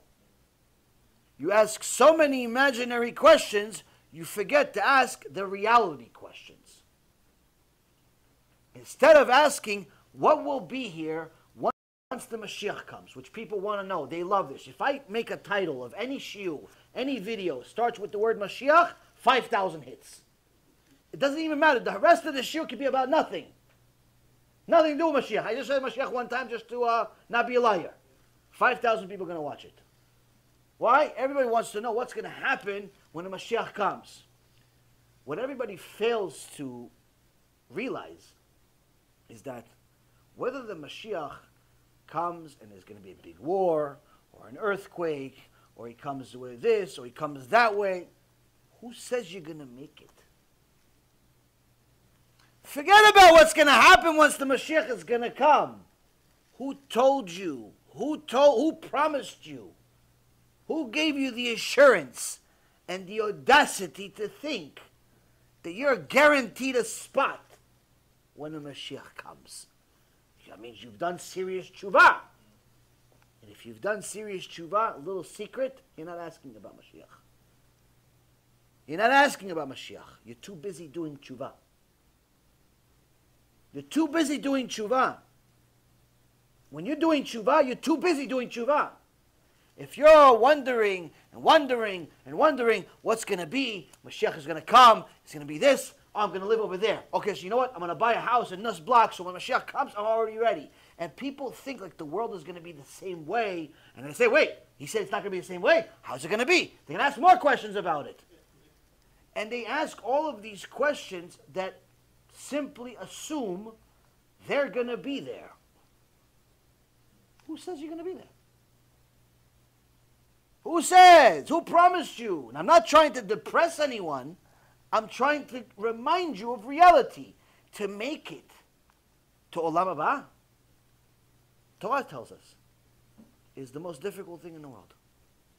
To see Mashiach, most difficult thing in the world. Crown of Torah, most difficult thing in the world. So who says? Why? Because you bought a house in Jerusalem and you keep Shabbos? That means you're going to see Mashiach? You come to shiur once or twice a week, that means you're going to see Mashiach? That means you have Olam Haba? No, it's going to take a lot more than that. It's going to take a lot more than that. You have to have some serious merits in order to get to Olam Haba. You have to have serious merits in order to survive the time and to have the merit to see Mashiach. Which brings us to the next point, which is miut tzchok. Limited laughter. Now, most people think that laughing is a good thing, and they're right. Laughing is a good thing. There's even a limud in the Torah that you're supposed to start serious shiurim with a joke, because starting a serious shiur with a joke opens up the crowd's mind and prepares them for the inevitable seriousness of what's going to come. But also, it's good. It's good to start with a joke. It's not a great idea to give a joke in the middle of a shiur if it's a really serious shiur. Like if you're going to do a Gehinom shiur, or if you're going to do a reward and punishment shiur, it's not a good idea to give a joke in the middle of a shiur. Why? You could destroy the entire shiur. When you have a shiur, whether you're listening to one, watching one, or giving one, if it's a real shiur, Yirat Shamayim, Torah, Mitzvot, and so on, it all builds up. The momentum builds up. 1 chapter, 2 chapters, 3 chapters, this, that, see, everything builds up, builds up, builds up, it builds up, and everybody's intensity builds up to eventually get to a point, it's like, I got to do something. The whole goal of every shiur should be, I'm going to do something about it. After the shiur, that's it. I'm done with this. No more TV, no more internet, no more clothes like this, no kippah. No, you have to do something about it. That's the point of every shiur. If that's not the point of a shiur, don't have a shiur. Stay home, go to sleep, watch ducks on YouTube, across the road. The point of a shiur is to get to something, to get to some point of climax. When you say a joke in the middle of a shiur, if it's a serious shiur, you build, but then you say a joke, that joke can destroy everything. That's why the Gemara says in Masechet Avodah Zarah Rabbi Eliezer ben Horkinos, Rabbi Eliezer HaGadol says, people that make fun, people that make jokes at the wrong time, like in the middle of a shiur, the least of their punishment, meaning the beginning of their punishment, is suffering. The beginning is suffering. That's the beginning. Shem Echem, what happens after. So here the Mishnah tells us, you want to get the Keter Torah, you have to limit your laughter. Know exactly when to laugh, when not to laugh, when it's right to joke, when it's not right to joke. You also have to know even when to speak and when not to speak. The Gemara in Masechet Megillah says, if saying one word is worth one selah, meaning like one gold coin, then saying nothing is worth two. Meaning that being quiet is much more valuable than talking. Quiet and listening, not quiet and sleeping. Like if you come to my shiur and you're sleeping the whole time, it's better you don't come, go home and sleep. I'm not sleeping when you're talking, don't sleep when I'm talking. But if you're going to say something, make sure it's valuable. It's at least as valuable as you being quiet and listening. Most of the time it's not though. Most of the time what we say is less valuable. Why? Because we need to learn. We need to learn a lot. So a person needs to know that even when to talk, even when to laugh, he has to manage those things. Rav Kanievsky, Sheikhye, he finishes such an enormous amount of Torah, completes such an enormous amount of Torah each year that's known. We don't know what's unknown. We know what he does finishes, because he has events. He completes the entire Talmud Bavli, the entire Talmud Yerushalmi, the entire Shulchan Aruch, all of the Midrashim, all of the Zohar, and several other things every single year. All of them every single year. If any one of us completes any of them in 1 year, it's already you're a giant. He does all of them every year. Together, all of them. Something he's done it for years and years and years, the known thing. But how do you get to such a point? The minimum requirement is managing your time to the point, to the extent of managing the words that come out of your mouth. So when people come, misken, he has to bless people, waste his time blessing people. When somebody learns that kind of Torah, it's mamash, you feel bad wasting their time. Most people don't feel bad for anybody because they're too self-centered, but somebody knows values of learning, you see somebody learns like that, mamash, you feel bad wasting their time. But people come to him for blessings. They come to blessings, a specific time catered for blessings, and he would always say the same thing. Bracha ve'atzlacha. Doesn't matter. He says, sick, bracha ve'atzlacha. Oh, I'm losing money, bracha ve'atzlacha. Oh, I divorced, bracha ve'atzlacha. Bracha ve'atzlacha meaning blessing and success. Blessing and success. Bracha ve'atzlacha. After a while, he started noticing himself. People started noticing him saying, bua, bua, bua, bua, bua. What's bua? Bua is the acronym, the Rashi Tevot for bracha ve'atzlacha. Instead of saying 2 complete words, he's shortening it to what? Bua, 1 word, 3 letters. Bet, vav, hey. Bua. So one guy comes to him, he says, Kvod Harav, I need a bracha, bracha ve'atzlacha. No, and also my father also has this day, he's sick. Bua, bar abua. Bua, bracha ve'atzlacha, the son of bracha ve'atzlacha. For your father also. To such an extent, Rabotai, it's funny, but it's not funny. Why? It's funny because it's like, it's funny. You don't have to explain why it's funny, but it's not funny. Why it's not funny? Because we don't manage our time like this. That's why we don't finish the Shas and the Yerushalmi and anything. We barely go to the bathroom the right way. But that's how you have to value your time. Imagine. That's how much you have to value your time. You're calculating the amount of letters, not words, letters that are coming out of your mouth. Letters. You don't get the Keter Torah just like that because you're smart, because your father's a rabbi, because you're this, because... You don't get it. You just don't get it. There's a fantastic story I heard about Rav Kanievsky. He says that, I think I told you one time, but still it's worth again. On Yom Kippur one year, he was already older. His father was already older in his last years. And during the last prayer of the Ne'ilah of Yom Kippur, everyone knew that the Steipler Gaon, his father, had his own spot in the Beit Knesset, in the middle, next to the Bima. And Rav Kanievsky, his son, sat on the side. He had his own chair somewhere else. But one day, they saw that he left his spot at Ne'ilah, and he went and stood next to his father. So after the prayer, they came to him and said, Kvod Harav.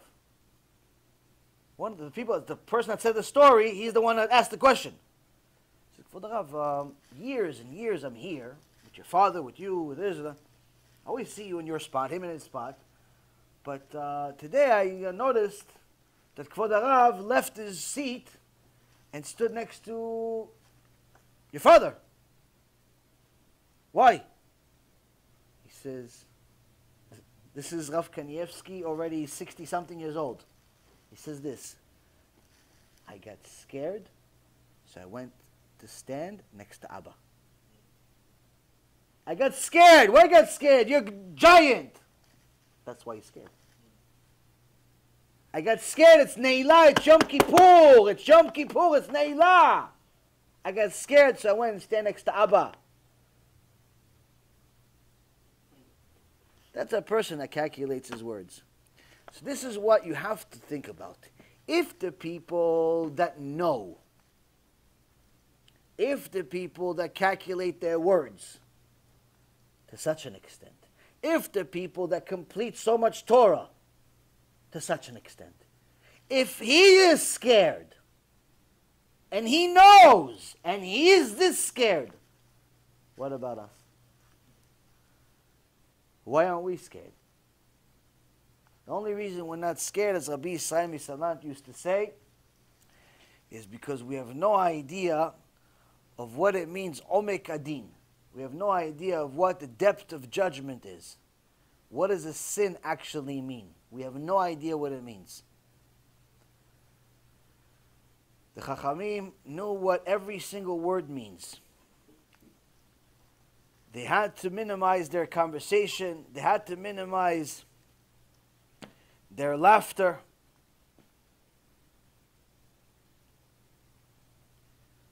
The Mishnah in Avot, chapter 3, Mishnah number 17, says, Siag lechokhmah shtika. One of the ways to acquire chokhmah, wisdom, is by being quiet and paying attention and acquiring knowledge. Not being quiet because you're asleep. Not being quiet because you're doing something else. Being quiet and using that in every ounce of your energy to concentrate on the information that's being said, on the information that's presented in front of you, and number one, applying it to memory, committing it to memory as soon as possible. But aside from that, already starting to dissect it and see what can you apply immediately.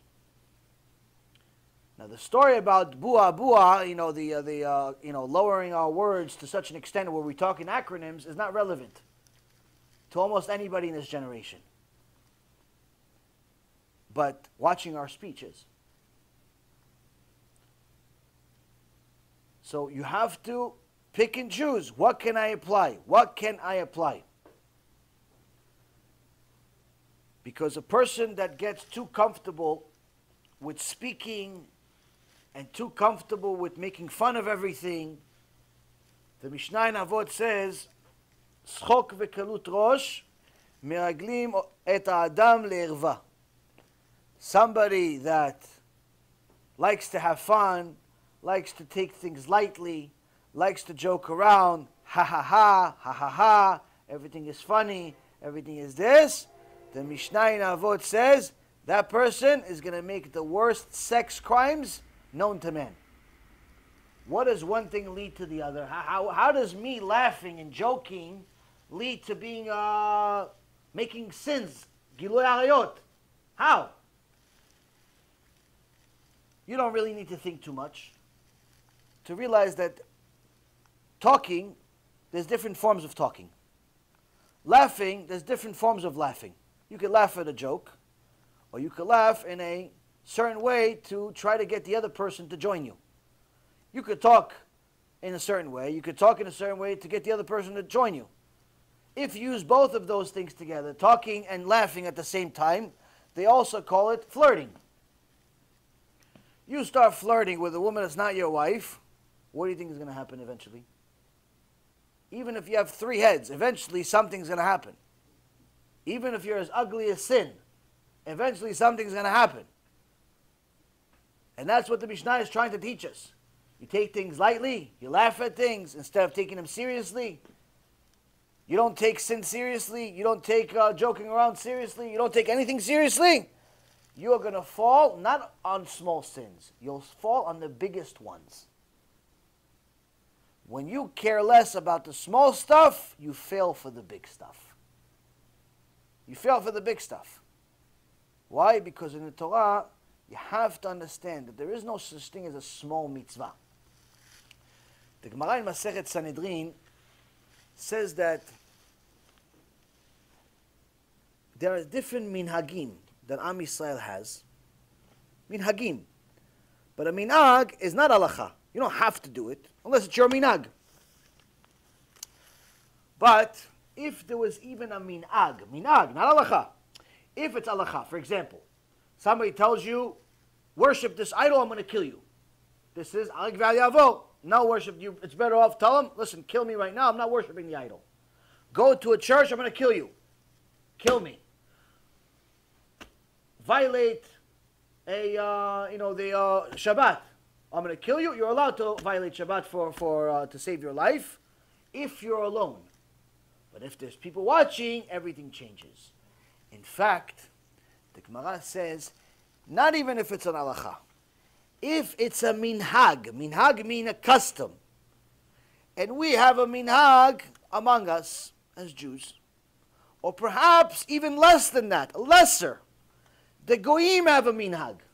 The Goyim have a minhag where they say from now on, everyone has to wear Nike shoes.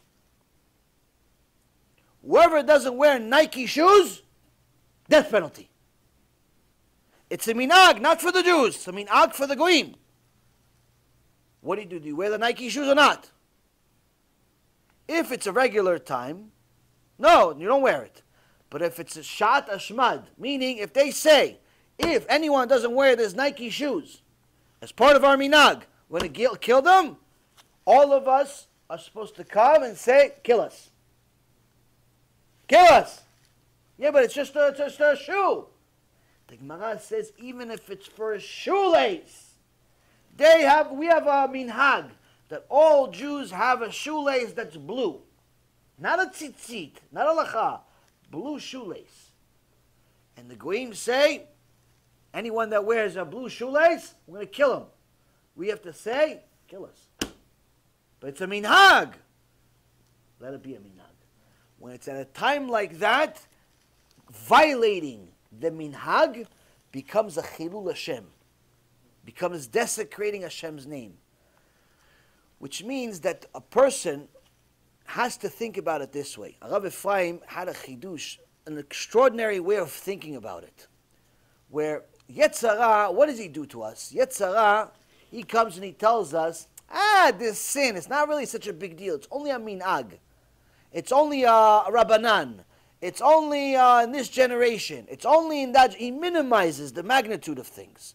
So how do we fight the Yetzirah? How do we fight him? We have to say, wait a minute. Yeah, this is Rabbanan. This is for that generation. This is that. But hey, Mr. Yetzirah, do you know that even if it was a minhag, and it was Sha'at Ashmad, it was a time of where there's a war between us and the Goyim, and they're going to kill us if we don't follow this minhag, We have to die for it. So this minhag, you're saying it's not a big deal. This minhag could be the minhag I have to sacrifice my life for.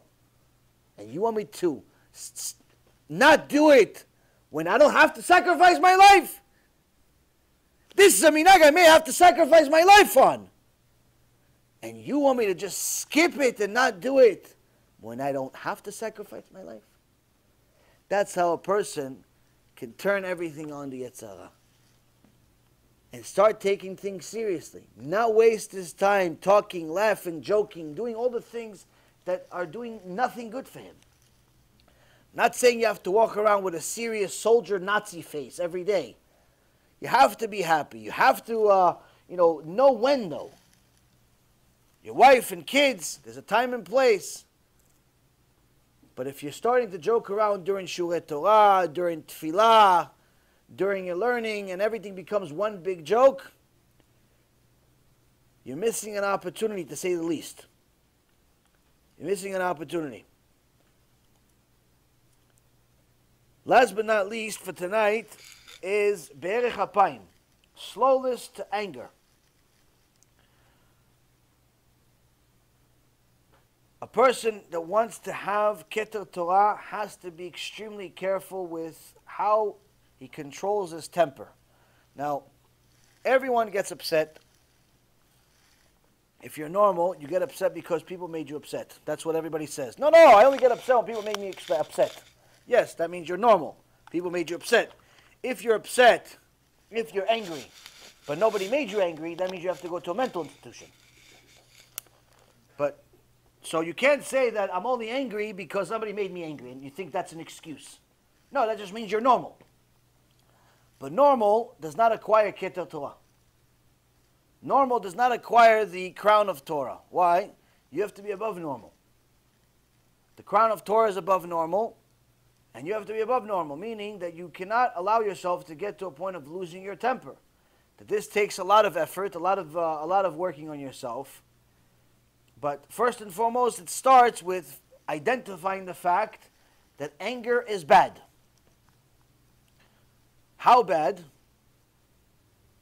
If you're already doing all of these other things to acquire, your Crown of Torah, you should know that the Machzor Vitri and also in the Gemara and several other places, it says horrible, horrible things about anger. I'll give you a few hints. 1, anger causes errors in judgment and leads one to forget his learning.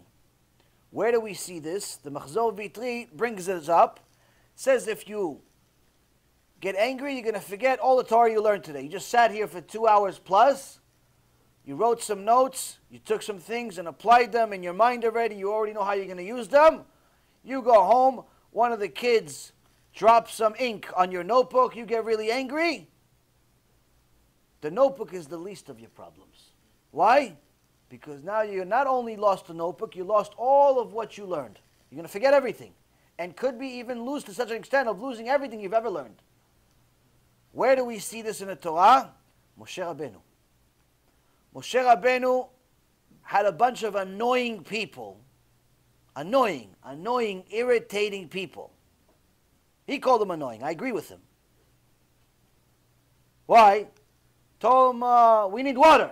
What do you think? Hashem brought you all the way to the desert, made all the miracles, all the plagues, everything just to kill you in the desert? We want water. We want water. Okay, relax, guys. We're going to get the water. We want water. Oh, it started signs, billboards, everything. We want water. You're going to kill us. You should have left us in Egypt. Oh, man, what annoying people. Moshe Rabbeinu is trying to help you out. You're yelling at him. So Moshe Rabbeinu cries to Hashem. Hashem says, go speak to the Selah. Go speak to the rock. Moshe speaks to a rock. It doesn't work. The rock hides. So he figures, let me hit the rock. Because maybe it's not listening. Let me hit it.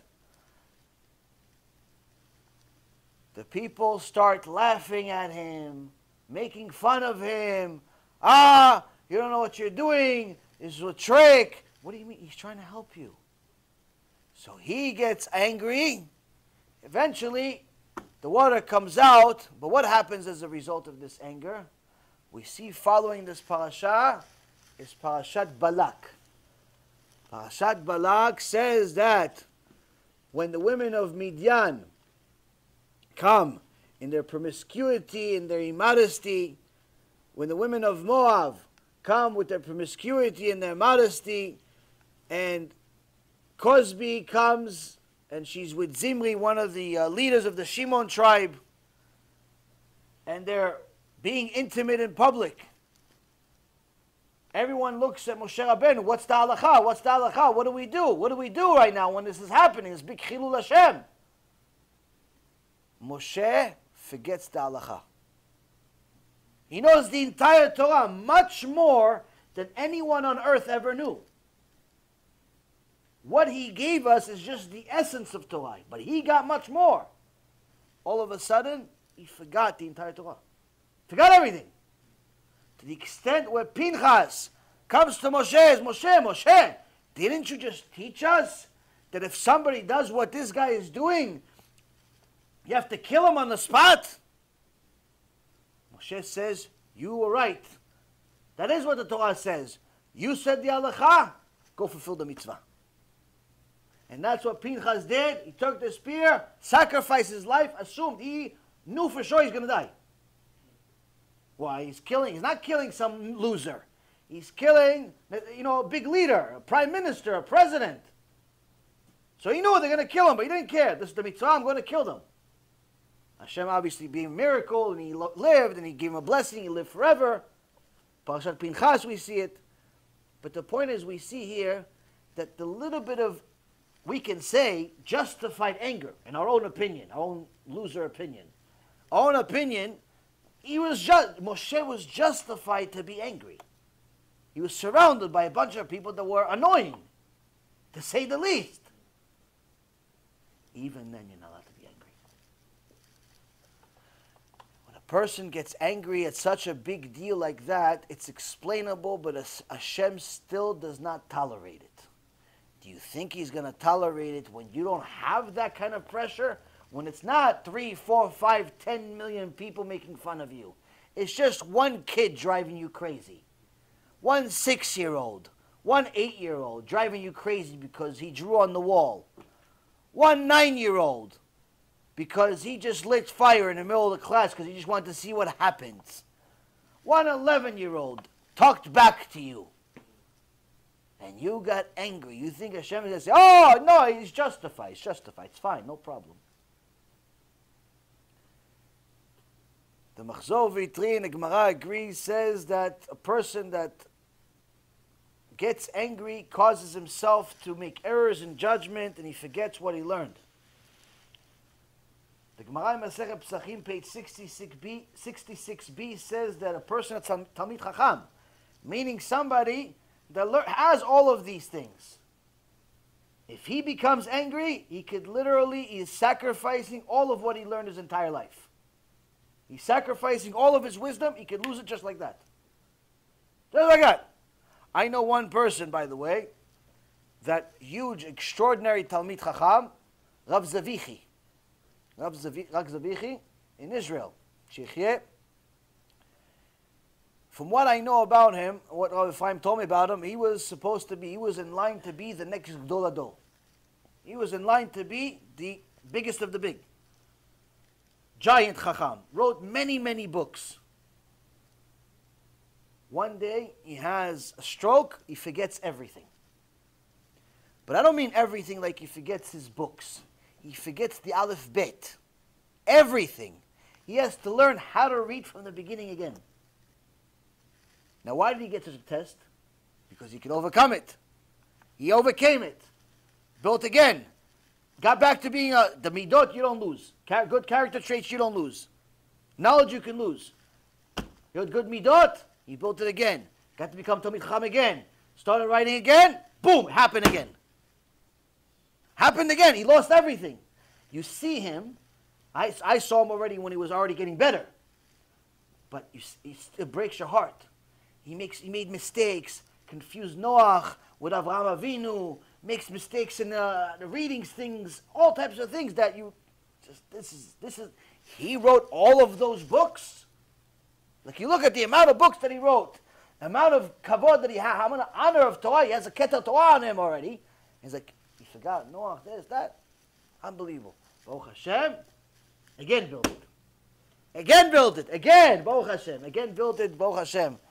Big Talmid Chacham, fantastic human being. Big test to big people, Rabotai. Big test to big people. I don't know why Hashem gave him this test. I mean, one reason, I only know because I could see it, because he could pass it. Shtabach Shemo. But it's something unbelievable. You see people assume that whatever they have is theirs. Nothing is ours. Nothing is ours. The Gemara in Masechet Nedarim says that anyone who gets angry will forfeit his learning and will increase his foolishness. Not only will he lose everything he learned, but he'll end up making more sins as a result of it. Because the Gemara in Masechet Shabbat says that when a person acts out on his anger, where he throws something, he rips something, he breaks something, in Shamayim they're judging him as if he's bringing a korban to the Satan himself, which is considered 100% idol worship. Yeah, but I only threw the remote when I got angry. Yeah, but I only threw this when I got angry. Okay, so you only worshipped an idol when you got angry. Okay, at least when you were angry, you were an idol worshiper. Not all the time. But they're still getting home for 1,000,000 years for that too. Like you can't use such excuses. You cannot use such excuses in Shamayim, which is the reason why a person has to work on shlemut. He has to work on himself to constantly rid himself of, number one, the excuses that it's okay to sin. Sin is going to happen. Whether it's okay or not, it's going to happen. But it's going to happen a lot more frequently if you simply make it okay. So first and foremost, we have to admit it's not okay. Ever. Which means that as soon as we fall, we have to already, if we know it's wrong, what do? Start doing tshuva. Start doing tshuva every day. Start doing tshuva every day. Okay, so that means I'm less likely to fall. Why? Because tshuva is hard. It's hard to do tshuva. It's not easy to do tshuva. So you realize how hard it is to do tshuva. It's not worth it. Next time you have the same opportunity to fail, you start thinking about it twice. It's not worth it. It's not worth it. And this is one of the things that a person needs to know. So it's the same thing, for example, I tell people sometimes, there's certain young guys that are used to a lot of freedom when they're young, and then they get married, and freedom is not the same, to say the least. So when they were single, they would be able to hang out with their friends to whatever hour they wanted. They didn't have to tell anybody. They're coming home. They're not coming home. Once they got married, the wife, if she's a normal wife, she doesn't want the husband hanging out with his friends having coffee at 3 o'clock in the morning. If she's a normal wife. If she's a poor lady, miskina, I feel bad for her. But she doesn't want the husband daddling around at 3 o'clock in the morning. She wants him home. Why? Time to be with the family. It's time to live life, not be with your friends. So the guys that are used to it, which is a very, very European type of mentality. Israelis love to do it. Europeans in general likes to do it, where it's they like to go out, hang out with the friends. It's not even necessarily making the big sins only. It's also just they like to be with their friends and to hang out. And problem. Why? If you have a normal wife that's going to be an Eshet Chayil, she's not going to want it. And she's right. Nothing good happens at 3 o'clock in the morning if you're outside of the house. Nothing good. So now, the person has to adjust. He has to adjust. So how does he adjust? He has to adjust based on how much does he want this marriage to work. So last time he did, they had a deal. Okay, I'm not going to come home at 3 o'clock in the morning. I'll come home at 9. He says he's going to come home at 9. He doesn't come home at 9.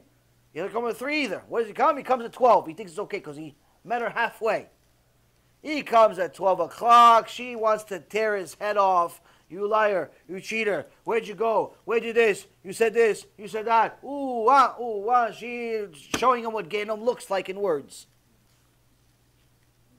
So now, a week later, his friends tell him, no, come on, come out with us again. Let's have. No, you'll be home by 12. He's thinking to himself, wait a minute. 12 is not 3. But she still didn't like it. She still was unhappy with it. And technically, if you're a normal person, you know she's right. So, is it worth the fight? Is it worth the fight? Not that I'm scared she's going to beat me up. Is it worth to hear the headache, the yelling, the screaming? She doesn't want to talk to me for 3 days. The cold shoulder. Is it worth the headache? Normal person that wants the marriage to work says no. Okay, guys, I can't do it. I'm sorry I'm married now. When you get married and grow up, also you will also not be able to do it. I got to get a wife, B'ezrat Hashem, have kids, and you come home at 9 o'clock. People need to adjust. And you have to pick your battles. You have to pick your battles. There are certain battles that are simply not worth it. But the only way we know how to pick our battles is by weighing the consequences. What is the consequence of me fighting this battle? What is the consequence of me going here, doing this, doing that? It's very important for a person to know the consequences. A student that angers easily, a student that doesn't weigh his consequences very much, and he gets angry really fast, as soon as the teacher says something, he takes offense to it. He walks out of the shiur. He takes it as if it's about him, and so on and so forth. He gets angry really quickly. This person will never ever be a Talmid Chacham. Why?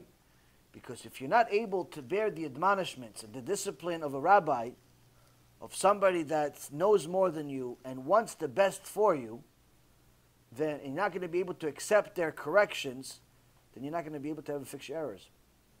And say, no, I'll do it myself. I don't need the rabbi. No such thing. Everybody needs a rabbi. Everybody needs a rabbi. Even the Gdol Ador, even the biggest rabbis in the world need rabbis. And we see many times when there was certain issues with some rabbis throughout history that were big at one point but then fell off, it's usually after their rabbi died. All the way from Shlomo HaMelech to even recent generations. We saw some big stories happen. Big rabbis all of a sudden going in a different direction. Something is wrong. They're saying certain things that are not necessarily kosher. Not necessarily what they used to say. Not necessarily what they're supposed to say. What happened? You start delving into things. Their rabbi died 6 months ago. Their rabbi died a year ago. So they didn't have somebody telling them, hey, son, I know you for 20 years. Don't do it. Don't do it. You have to have a rabbi. It's not necessarily just for teaching purposes. It's also to have somebody tell you to stop. Somebody tell you to stop. So up to here is where we'll finish. Next shiur, B'ezrat Hashem, tomorrow. We'll continue with more. The next part is talking about live tov, a good heart. Emunat chachamim, faith in the sages. Kabbalat isurim. Lots of really, really interesting things. There is a few stories I wanted to say, but we'll save them from another time, B'ezrat Hashem. But up to here, everybody got the point? Anybody have any questions? Yes? I have a question. How is that Moshe Rabbeinu? I thought he was like supposed to be the most perfect person out there. Yes. Very supposed to be so how is it that like he see in like the last part when he's touched Hashem, like what you said, he got angry. I thought he was supposed to be the most perfect person. He was the prophet of all prophets, and he had the best Middot in history. He was the most humble person that ever lived, but he's still human. Everybody has flaws. If you're not God, you have flaws. The only thing in the world that doesn't have flaws is God. Even though he was on such a high level. Even though he was on such a high level, he was still a human being, and he still had a few things that were flaws. Where we know a few times that he got angry. Even though it was justified, still at his level, Hashem did not accept it, did not tolerate his anger, and that's part of the reason of why he didn't allow him to enter Eretz Yisrael. He also said certain things about Am Yisrael that Hashem said, punished him for it as well. So there's a few times, very, very few, less than a handful of times, that Moshe Rabbeinu at his level was expected to do even more. In comparison to us, he's beyond perfect. He's beyond perfect in comparison to us. In comparison to where he could have been, he was slightly less. Slightly less. You know, so he was able to get to he got to the 50th level of prophecy, but only the 49th level out of 50 of Kedusha. He could have reached 50. He could have reached the highest level of Kedusha, but he reached 45. He reached 49. He reached 49. Prophecy, he reached 50. He reached the highest level. But Kedusha, he reached 49. And some say that Rabbi Akiva, who is not a prophet, but he got to 50th level of Kedusha. He got to a higher level of Kedusha than even Moshe Rabbeinu. Which is the reason why Moshe Rabbeinu, when he saw in prophecy that Rabbi Akiva was going to come to life in another 1,500 years or so, he told Hashem, why don't you put this whole Har Sinai, Matan Torah, everything that's happening here, why don't you put everything on hold for another 1,000 years until Rabbi Akiva comes to the world and give it to him.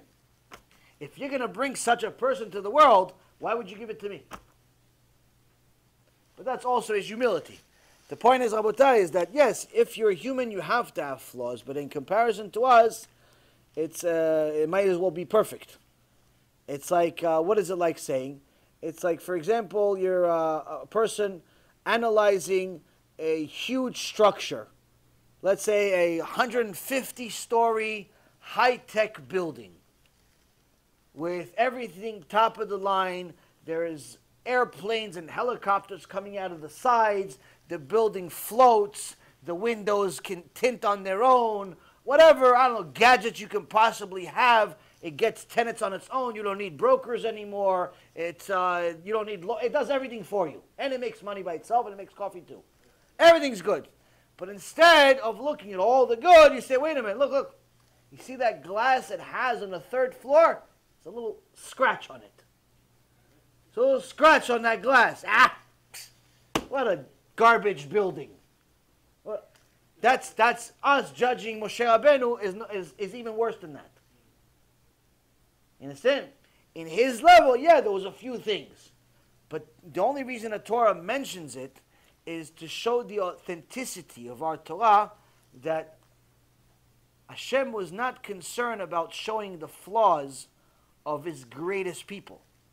In order to teach us that we also have flaws, and the fact that you have flaws doesn't make you flawed. It just means you're human. Sticking to them and accepting them and not doing anything about it, that's a problem. Having flaws, having mistakes, that happens. But you can't stay there. That's the key for your life. The purpose of life is not to say the mistake is acceptable, let me just stay with it. The point of life is to see, mistake happened, I need to fix it, I need to make sure not to repeat it, and put as many fences around the fence in order to not even be intimidated or attracted to it in any way, shape, or form. So a person needs to protect themselves, gives fences for himself. If you know that drinking, anytime you start drinking, if you have an alcohol problem, you know that as soon as you have one drink, you're going to have a second one. As soon as you have a second one, you're going to have a third one. As soon as you have a third one, bye-bye. You're going to have a bottle, and then a 2 bottle, and the next thing you know, you're dancing naked on top of the building. So what does a person like this do? What does a person like this do other than laugh at himself? What does a person like this do? He simply never has any drink to such a point that even if he wants to have medicine, he should have medicine that does not have alcohol. In fact, he should never ever go to a place, even a party, even a house that has alcohol drinking in it. And if he's not that extreme, eventually he's going to fail. Eventually he's going to have a drink, another drink, another drink, another drink, and get himself in trouble all over again, feel bad for himself, be a loser again, try to build again, and the same thing is going to happen, like a vicious cycle. How do I know this? I've seen them. I've seen these people, drug addicts, alcoholics, all types of addictions throughout my life. I tried helping many of them. Some succeeded, some did not. Who succeeded? The ones that listened. The ones that were extreme, the ones that were very serious about fixing it, the people that gave themselves leniency, never succeeded. They may succeed for a month, 2 months, 6 months, a year, 2 years even, but eventually they fall, and it's as if you did nothing. If you don't put a fence around the fence, if you don't treat yourself with the ultimate stringency, if you're not extremely strict on yourself, not everybody else, yourself. It's very easy for us to be strict with everybody else. No, we have to be strict with ourselves. If you're not extremely strict with yourself, you will fail over and over and over again. Every time, I can tell you, me personally, I'm extremely critical of myself. I have to be. Sometimes it's difficult to watch. My wife tells me, how come you're so critical of yourself? You did fine. No, I didn't. I could have done this. I could have done this. I should have done this. Should have done that. Okay, it's not the end of the world. It is the end of the world. Why is it not? Because if I say every time it's not the end of the world, it's not the end of the world, it's not the end of the world, I'll stay a loser forever. I'll stay a loser forever. It is the end of the world. Why? Because I could have done better. I could have said better. I could have done better. Quite frankly, I can tell you myself, I mean, speaking, I was speaking for 20 years. I appreciate speakers. Good speakers, not people that are boring. I appreciate good speakers. I can tell you within 5 seconds if somebody's a good speaker or not. And I appreciate good speakers because I know it's a certain amount of effort, talent, and so on and so forth. Of course, everything is from Hashem. But the key is that it's much easier to listen to somebody that's a good speaker tell you the words of Hashem than somebody that's not a good speaker. Now, people always ask, how did Moshe Rabbeinu, who was not only a stammerer but also a stutterer, teach all of Am Yisrael Torah? He was a horrible speaker. How did he teach him Torah? Anytime he was teaching Torah, it wasn't him talking. It was the word of Hashem coming out of his throat. Anytime he taught Torah, it was the voice of Hashem coming out of his throat, meaning, mamash, no stuttering, no nothing. Regular stuff, mundane, how you doing, how you doing? Not that Moshe Rabbeinu did any of that, but any of that, stutter. So, I can tell you that there are certain speakers that you see them and it's like, wow, this one is unbelievable. This one's horrible. You can see, you can appreciate speakers. Like, for example, in my opinion, you know, there's giants among giants. Alvaya grain under their feet at some point in my life in the Torah world or any of these sages. But in my opinion, the best speaker I've ever heard speak is Rav Yaron. Rav Yaron as a speaker, not just as a scholar and so on, but as a speaker, he's, in my opinion, the best. But he's in Hebrew, and unfortunately, in the English-speaking world, we need 1,000 like him. Of course, there's other great speakers as well, but in my opinion, it's whatever my opinion is, for what it's the 2 cents that it's worth. Now, but I think he's not only a good speaker in Torah, I think in any subject he would be a good speaker, because just as a speaker. Now, there are certain people that are horrible speakers, but they still get the message across. And they help. There are certain speakers that have a completely different style, and they're good for their type of crowd. Like, for example, Rabbi Zamir Cohen. Rabbi Zamir Cohen, if he ever worked for me when I was in the business world, I'd fire him on the first day. Why? Because he has a monotone way of communications. Like, you see the way I talk, up, down, and you're excited, not excited, boring, whatever, up and down and so on. I'm all over the place a little bit, but I'm trying to keep you entertained to some extent. Rabbi Zamir Cohen talks like this the whole time. He doesn't change his voice. He doesn't go up and down. It's the same exact monotone voice the whole time. In general, this sounds like elevator. This sounds like it's going to dentist talking to you about that he's about to give you a drill in your mouth. It's going to hurt so much, but he's trying to say it in such a normal, low voice that it's not going to hurt. But in reality, you know it's going to hurt. But he's saying it so nicely, it's not going to hurt. Now, Rabbi Zamir Cohen talks like this. I don't. But the way he talks, he gets the message across. If I did what he just did, you'd laugh like you just did. It's funny. But when he does it, it's genius.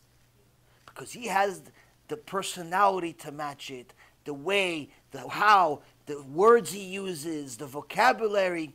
So it's not just one style works. Different people communicate different ways. Rabbi Mizrahi has his own way. Rabbi Ephraim has his own way. Everybody's got their own way. Now, I can tell you as a speaker, I don't like 90% of my shiurim, if not more than that. So I don't know how many shiurim, Baruch Hashem, we've done over the years. As a speaker, I know the content is good. It's Torah. It has nothing to do with me. But as a speaker, every shiur I say, I should have said this. I could have said this. Every shiur at home, on the way home, And all the way to the next day, I torture myself. What a terrible shiur. What's this? What's that? And my wife every time says, every time you say it's terrible, it's good. And why? Because I'm evaluating it as a speaker, not as the Torah. The Torah, Baruch Hashem, has nothing to do with me.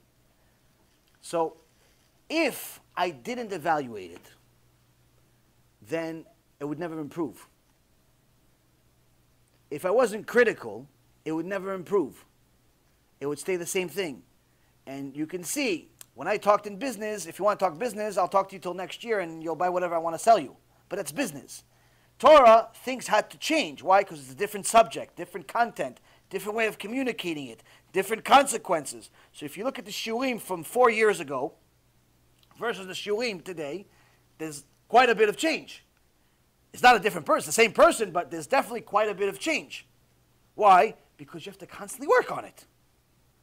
It's the same thing in anything else in life. If you're critical of yourself, but critical with like constructive, not critical because you just want to feel bad for yourself and become like a Christian that hits himself in the back for no reason, just to make yourself pretend like you're righteous. No, I'm talking about critical in a positive way. You will improve. You will improve. It doesn't matter what you do. You could be an athlete, you could be a businessman, you could be a speaker, you could be whatever you are. If you're critical of yourself in a constructive way, you will naturally improve. If you're not, and you only give yourself pats on the back, I'm the best speaker in the world, I put all these people to shame, compliments from here to next year, guess what? Eventually, some little nobody, some little kid that has a lot more drive than you, who doesn't think that much of himself, will pass you and leave you in your old dust, and you'll never, ever have a chance to catch up. Never. That's a reality. There's always going to be somebody right behind you willing to tear your head off to take the title. If you don't treat it like that, you'll lose in everything in life. Business, Torah, everything. Now, obviously, Torah, you should treat every mitzvah like that. Why? Because every mitzvah is an opportunity for the Yetzer Hara to tear your head off. If a person looks at every mitzvah as if this is the one where the Yetzer Hara is standing over me with a giant machete and he can't wait to chop my head off. What if I don't feel like that? Oh, that means you already chopped your head off. If you don't feel like he's on top of you about to chop your head off, that means you already chopped your head off. Why? Because the Yetzer Hara, he's not necessarily looking for you to violate the worst sin in the world on day one. Go to a church and start praying to J.C. Penney. Go join the missionary of the year, Yitzchak Shapiro, Imach Shimo. Go join him. Yeah, that's going to help you in life. No, the Yetzer Hara doesn't say that. What does he say? You know Shabbat. Do you know how these rabbis say that you're not allowed to use electricity? Where does it say it in the Shulchan Aruch electricity? Where does it say iPhone? You're not allowed to use your phone on Shabbat. It doesn't say it, right? So you're all of a sudden, use your phone on Shabbat. Why? I need to check my text message. Because maybe my wife that's traveling, my husband that's traveling, my baby that's sleeping, maybe somebody important's going to text me. So I got to check my message 1 time, 2 times, 5 times, Facebook, Twitter. You open new accounts. Next thing you know, you drive on Shabbat. It starts with a small thing. The Yetzer Hara, he's going to try to chop your head off with that small thing. Why? Because small thing leads to another one, leads to another one, leads to another one. And before you know it, you're an atheist, Catholic, missionary, something. Worst person on earth. Michael Brown, Machshimo. Why? Starts with one thing. You have to be critical of yourself. Have to be, but in a constructive way. Constructive way. If you're critical of yourself in a way where every day you're calling yourself a loser so many times that you're depressed and you can't get out of bed, that's not critical of yourself. That's just suicide. That's not constructive. That's suicide. That's just something wrong with you. You're sadistic or something. So these are some of the things that I try to do for myself. Obviously, there's many, many other things, but a little bit of insight into my closet. Any other questions? Beseder Rabotai, now you're allowed to go to sleep. Tomorrow night we have a shiur, I don't know where. Is it down the street? Okay, say. Okay, Aventura Isles. Get it right. Keter Torah, that's right. Zad Hashem, we'll have shiur tomorrow night. We're going to continue with the Mishnah. And Zad Hashem, try to get a little further in this Mishnah. Baruch Adonai Leolam. Amen ve'amen.